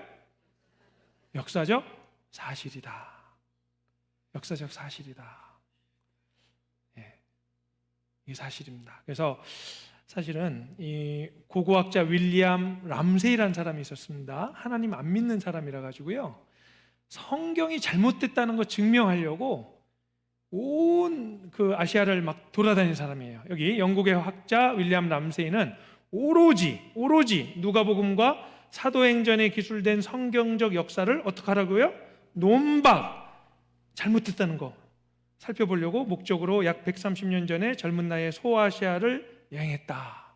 이 사람은 이제 누가가 기록한 특별히 사도행전은 다 틀렸다, 지어낸 거다 이렇게 생각했는데 실제로 다녀보니까요 고대의 명칭, 경계 표시판 여러 유물을 찾았는데 성경 기록이 아주 세밀한 부분도 정확하다. 다 확인된 거예요. 다 확인된 겁니다. 그 당시에 누가 그 지역을 다스리고 있었다 사도행전에 나오면요 정확하게 그 사람 이름이 나오는 겁니다. 그래서 마침내 그는 예수 그리스도를 자신의 구주로 믿고 기독교인이 되었고 후일 위대한 성경학자이자 고고학자가 되었습니다. 그래서 우리가 관심을 가지고 살펴보면요 오늘 여러 가지 내용을 살펴봤죠. 처음에 살펴본 내용이 뭐죠? 에덴 동산, 그 다음에 노아 홍수, 그 다음에 소돔과 고모라, 바벨탑, 그리고 마지막으로 출애굽, 홍해를 건너는 출애굽 이야기. 사실은 더 많은 내용이 있는데 점심 드셔야 되잖아요, 그렇죠? 배고프실까 봐 이 내용을 좀 살펴봤고요. 시간이 좀 남았습니다. 그래서 남은 시간은 이 이스라엘에 관해서 조금 살펴보도록 하겠습니다. 하나님이 특별히 선택한 민족, 하나님의 증인 이스라엘이 있는데 4,000년 전에 아브라함을 부르셔서 이제 시작된 민족인데요. 여기 보시면은 왜 유대인을 하나님께서 선택하셨는가? 로마서 3장 1절 2절 같이 한번 읽어보겠습니다. 그런즉 유대인의 나음이 무엇이며 할례의 유익이 무엇이뇨? 범사에 많으니 첫째는 저희가 하나님의 말씀을 맡았음이니라. 자, 성경 보면요 누가복음과 사도행전, 누가는 이방인 의사였습니다. 누가를 제외하고는 다 유대인들이에요. 그래서 유대인들이 사실은 성경을 적고 보존해 줬기 때문에 우리가 성경이 있는 겁니다. 유대인들한테 감사해야 돼요? 안 감사해야 돼요? 감사해야 돼요. 왜? 구약 성경 같은 경우는 성경을 이제 필사를 할 때요, 하나님이란 단어가 나오면은 목욕을 하고 하나님을 씁니다. 그리고 문장을 통째로 외워서 쓰는 게 아니라 한 글자씩. 자, 태, 초, 하 이렇게 문장을 통째로 외우고 쓰지 않아요. 틀릴까 봐. 한 글자씩 쓰고요. 창세기를 다 썼다. 그럼 창세기에 나오는 글자를 다 세봐요. 그래서 원본 글자 숫자랑 이 글자 숫자가 하나라도 틀리면 폐기 처분입니다. 그리고 또 숫자는 맞는데 중간에 하나 더하고 하나 뺄 수도 있잖아요. 그러면 안 되니까 중간에 있는 글자가 뭔지를 또 확인합니다. 그거 쉽겠어요? 어렵겠어요? 자, 오늘 집에 가서 창세기 중간 글자 한번 찾아보세요. 야, 이쪽 같이 와야 돼요. 그래서 중간 글자가 뭔지를 또 맞춰봐야 돼요. 그러니까 한 번 확인하고 두 번 확인하고 글자 수 확인하고 중간 글자 확인하고 막 다 확인한 다음에 됐다. 그래서 우리가 이렇게 정확하게 필사가 된 것이 내려와서 우리가 성경을 가지고 있죠. 유대인들 아니면은 이 성경이 이렇게 정확하게 우리한테 올 수가 없습니다. 그렇죠? 그래서 하나님이 유대인을 선택해서 또 특별히 예수님이 유대인 중에 오시고 이렇게 유대인을 통해서 많은 일을 하셨는데요. 우리 시대에 제일 잘못된 교리 중에 하나가 대체신학입니다. 뭐라고요? 대체신학. 이게 뭐냐? 구약에 있는 이스라엘은 이스라엘이 아니라 교회다. 이렇게 가르치는 교회가 너무 많아요. 이게 잘못된 겁니다. 이런 대체신학이 왜 나왔냐면요, 이제 내일 배울 건데 이스라엘이 1948년 5월 14일 날 독립을 했거든요. 그런데 에스겔서에도 보면은 고토에 들어와서 강대한 군대가 되고 이런 내용들이 쫙 예언이 돼 있는데 몇백 년 전에 성경 공부하던 사람들이 이스라엘을 보니까 독립할 기미가 보여요? 안 보여요? 전혀 안 보이고 전 세계에 흩어져서 여기 가도 죽고 저기 가도 죽고 도저히 독립할 기미가 안 보이는 거예요. 그래서 이스라엘이 독립은 물 건너 갔고 이제 구약에 나오는 이스라엘은 뭐라고요? 교회다. 이렇게 해석을 하기 시작한 게 뭐라고요? 대체신학입니다. 이 문제 때문에 어떤 일이 일어나냐? 요한계시록 7장에 보면은 14만 4천 명이 구원을 받습니다. 르우벤 지파 12,000명, 유다 지파 12,000명. 자, 우리는 성경을 어떻게 읽어요? 이 사람들 이스라엘 사람이다. 유대인들 14만 4천 명이 7년 환란 중에 구원받을 것이다. 내일 배울 겁니다. 그런데 대체신학 믿는 사람들은요, 유대인이 아니라고 믿으니까 이걸 해석을 해야 돼요. 그래서 요즘에 웬만한 이단들은 다 14만 4천 명입니다. 그 안에 들어가야 된다. 우리가 14만 4천이다. 그 사람들 다 유대인 아니거든요. 다 자기가 14만 4천이 돼요. 이런 이유가 왜 나왔냐? 이런 현상이 왜 나왔냐? 유대인은 끝까지 유대인입니다. 여기 로마서 11장 1절 같이 한번 읽어보겠습니다. 그러므로 내가 말하노니 하나님이 자기 백성을 버리셨느뇨? 그럴 수 없느니라. 나도 이스라엘이니요 아브라함의 씨에서 난 자요 베냐민 지파라. 하나님이 자기 백성을 버리셨느뇨? 그럴 수 없다. 이스라엘은 끝까지 이스라엘이고 천년왕국에 들어가서도 이스라엘입니다. 그렇죠? 그래서 이 이스라엘을 하나님께서 4,000년 전에 이제 선택을 하셨어요. 그런데 왜 선택을 하셨느냐? 여기 신명기에 보면은 하나님께서 너희를 선택을 하셨는데 신명기 7장 7절 같이 한번 읽어보겠습니다. 여호와께서 너희를 기뻐하시고 너희를 택하심은 너희가 다른 민족보다 수요가 많은 연고가 아니라 너희는 모든 민족 중에 가장 적으니라.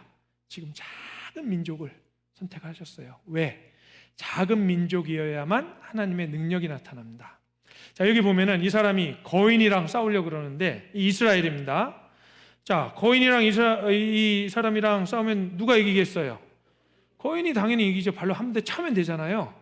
근데 다윗과 골리앗이 싸울 때 다윗이 칼도 없이 창도 없이 돌멩이 5개 가지고 나가서는 골리앗을 이겨서 목을 잘라버리잖아요. 이게 바로 이스라엘 역사입니다. 다윗이 뭐라 그랬냐면요, 너는 칼과 창으로 내게 오지만 나는 여호와의 이름으로 내게 가노라 그러면서 이겼잖아요. 자, 그러면 이 다윗이 골리앗을 이길 때 누가 도와주셨어요? 하나님이 도와주신 거예요. 일부러 작은 민족을 선택하셔서 이 민족을 통해서 승리와 승리를, 자, 지금 이스라엘 사람들이요, 있는 땅 주위로 아랍 나라들이 50개가 넘습니다.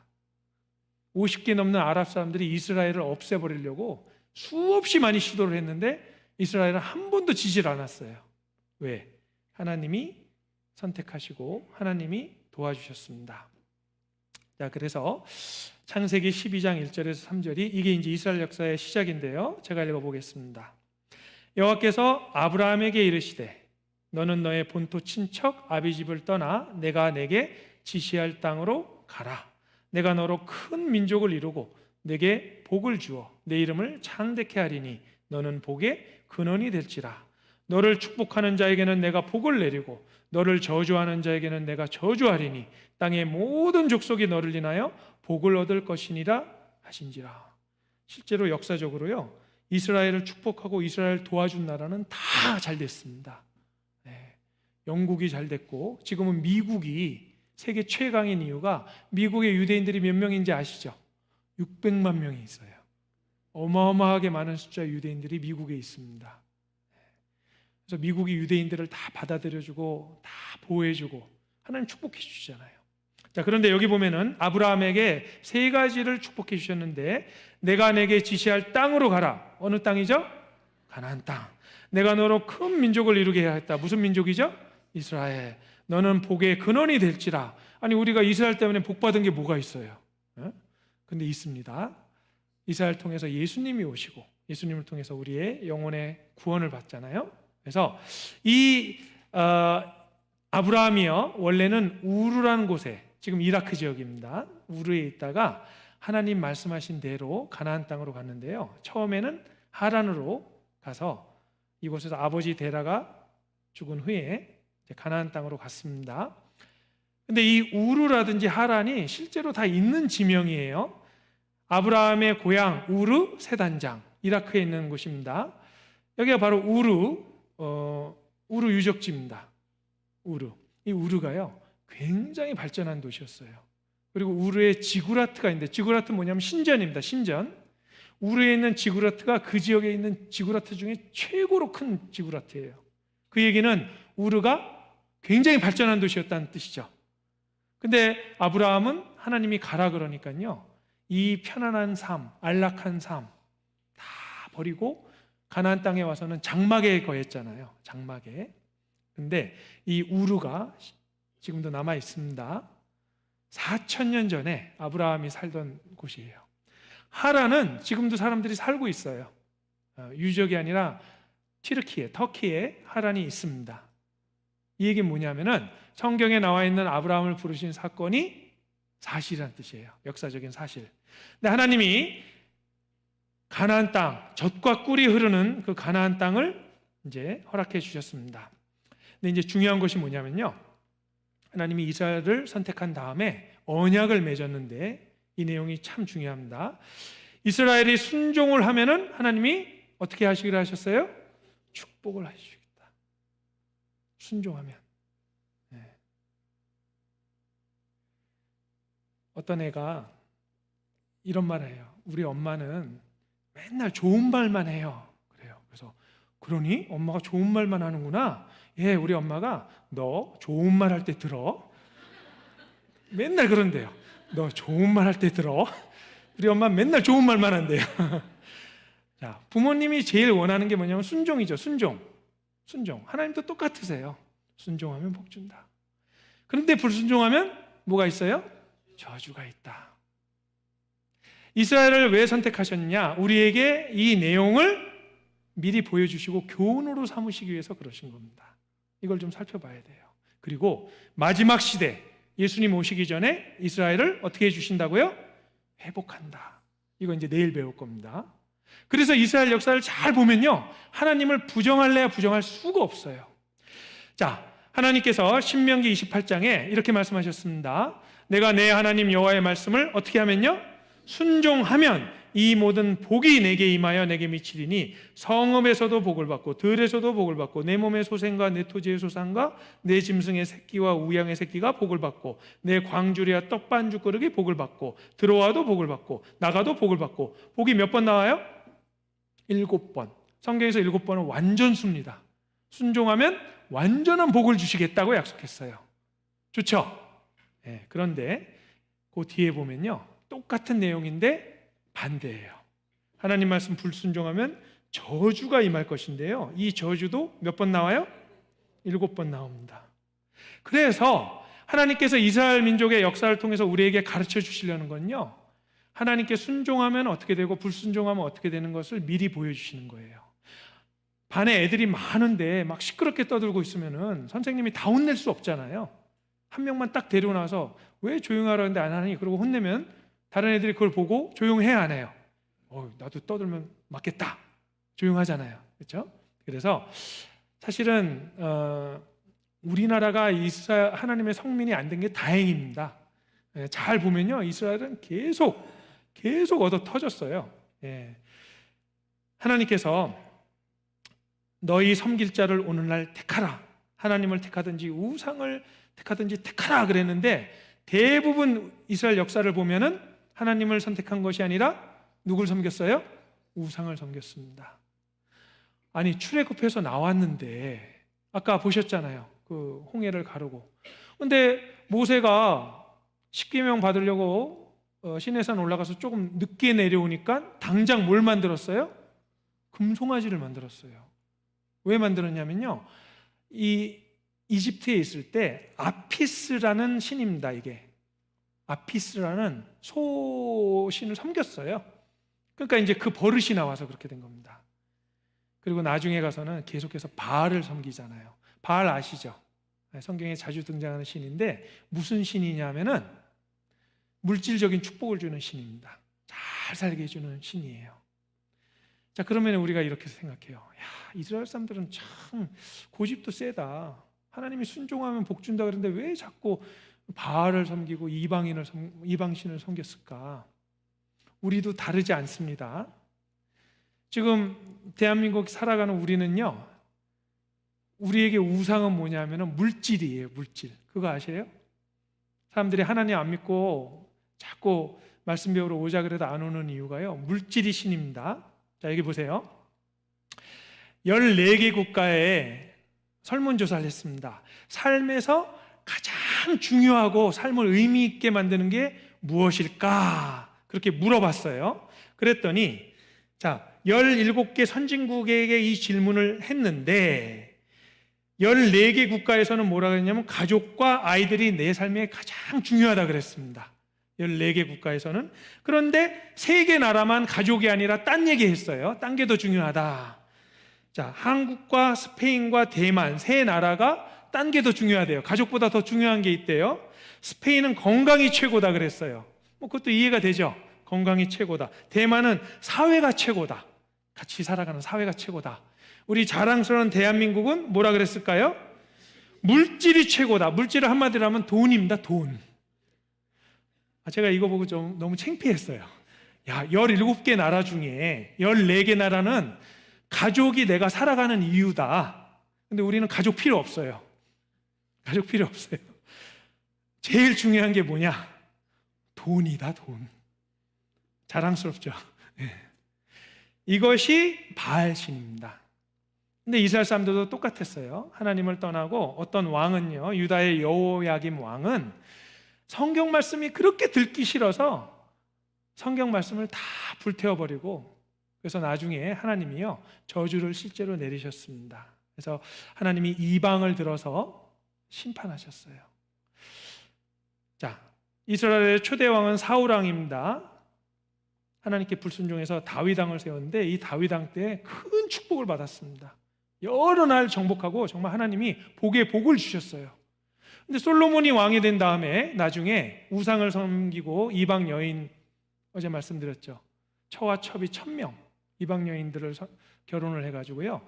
그래서 나라가 분열된 이후에 나중에 남유다는 바벨론, 북이스라엘은 아시리아, 북이스라엘이 먼저 망했죠. 이스라엘의 역사는 계속해서 순환의 역사입니다. 저주의 역사예요. 그래서 페르시아에게 이제 식민지가 되고 뒤에 헬라, 로마. 그래서 예수님 당시에는 로마의 속국이었고 AD 70년에 예수님을 죽인 그 죄값을 치르냐고 전 세계에 흩어졌습니다. 여기 한 가지만 좀 더 말씀드리겠습니다. 이 성경을 보면 참 무서워요. 하나님 공의의 하나님, 심판의 하나님. 여기 레위기 26장 27절부터 29절 같이 읽어보겠습니다. 너희가 이같이 될지라도 내게 청종치 아니하고 내게 대항할진대 내가 진노로 너희에게 대항하되 너희 죄를 인하여 7배나 더 징책하리니 너희가 아들의 고기를 먹을 것이요 딸의 고기를 먹을 것이며. 자, 우리나라 일제 36년 동안 아들 고기, 딸 고기, 우리 역사 이런 일은 없었습니다. 근데 성경에 하나님이 분명히 말씀하셨어요. 너희는 하나님의 증인이니까 벌을 받을 때 확실히 받아야 된다. 그래서 끝까지 불순종하면 아들의 고기, 딸의 고기를 먹어야 되는데 실제로 예수님 돌아가신 이후에 로마 장군 타이터스가 이스라엘을 점령했을 때요, 예루살렘을 불태워버리면서 110만 명이 죽었는데 그때 예루살렘을 포위했을 때 여기 굶주려 견디지 못해 자식을 잡아먹다. 마리아란 여인이여 이같이 말을 마치고 즉시 아들을 죽였다. 그녀는 죽은 아들을 구운 후에 반은 먹고 나머지 반은 몰래 감추어 두었다. 끔찍한 역사입니다. 더 중요한 것은 성경에 있는 그대로 됐다는 거예요. 그래서 이스라엘의 역사는 하나님이 보내신 선지자들을 불순종하고 선지자들을 다 죽였습니다. 그래서 아시리아, 바벨론, 페르시아, 그리스, 로마에 앞제 있었고 마지막으로 하나님의 아들 그리스도를 배척하고 죽였죠. 그 피를 우리와 우리 자손에게 돌릴지어다. 이 죄 때문에 온 세계에 흩어지고 환난을 당하게 됐다. 이스라엘 역사는 우리에게 실물 교훈입니다. 뭐라고요? 실물 교훈. 하나님이 실제로 복을 내리고 화를 내리는 걸 우리 눈앞에 보여주셨어요. 왜? 우리는 똑같은 실수를 저지르면 안 된다고. 우리는 똑같은 죄를 저지르면 안 된다고. 그래서 예수님 돌아가신 이후에 이제 이스라엘 사람들이 많은 핍박을 받았는데요. 그 내용부터는 내일 좀 더 자세하게 말씀드리도록 하겠습니다. 자, 점점 더 중요한 말씀들이 전해집니다. 그래서 하루도 빠지지 말고 좀 연결이 돼야 되니까요. 내일 또 뵙도록 하겠습니다. 같이 기도하시겠습니다. 하나님 감사드립니다. 저희 또 모아주시고 진리의 말씀, 하나님의 말씀을 함께 상고할 수 있는 기회 주심을 감사드립니다. 오늘 이전에 역사에서 일어났던 많은 일들이 실제로 성경대로 일어난 것임을 여러 가지 증거를 통해서 살펴보았습니다. 또 하나님이 선택하신 이스라엘 민족이 하나님께 불순종했을 때 큰 환난을 당한 것도 살펴보았습니다. 주님께서 저에게 주신 이 모든 교훈들 마음에 새기고 또 하나님이 이 세상에서 역사하시고 인류 역사를 이끌어 가신다는 내용을 마음속에 깨달아 알 수 있도록 도와주시옵소서. 오늘 함께해 주신 모든 시간 주님께 감사드리며 우리 주 예수 그리스도의 이름으로 기도드렸습니다. 아멘.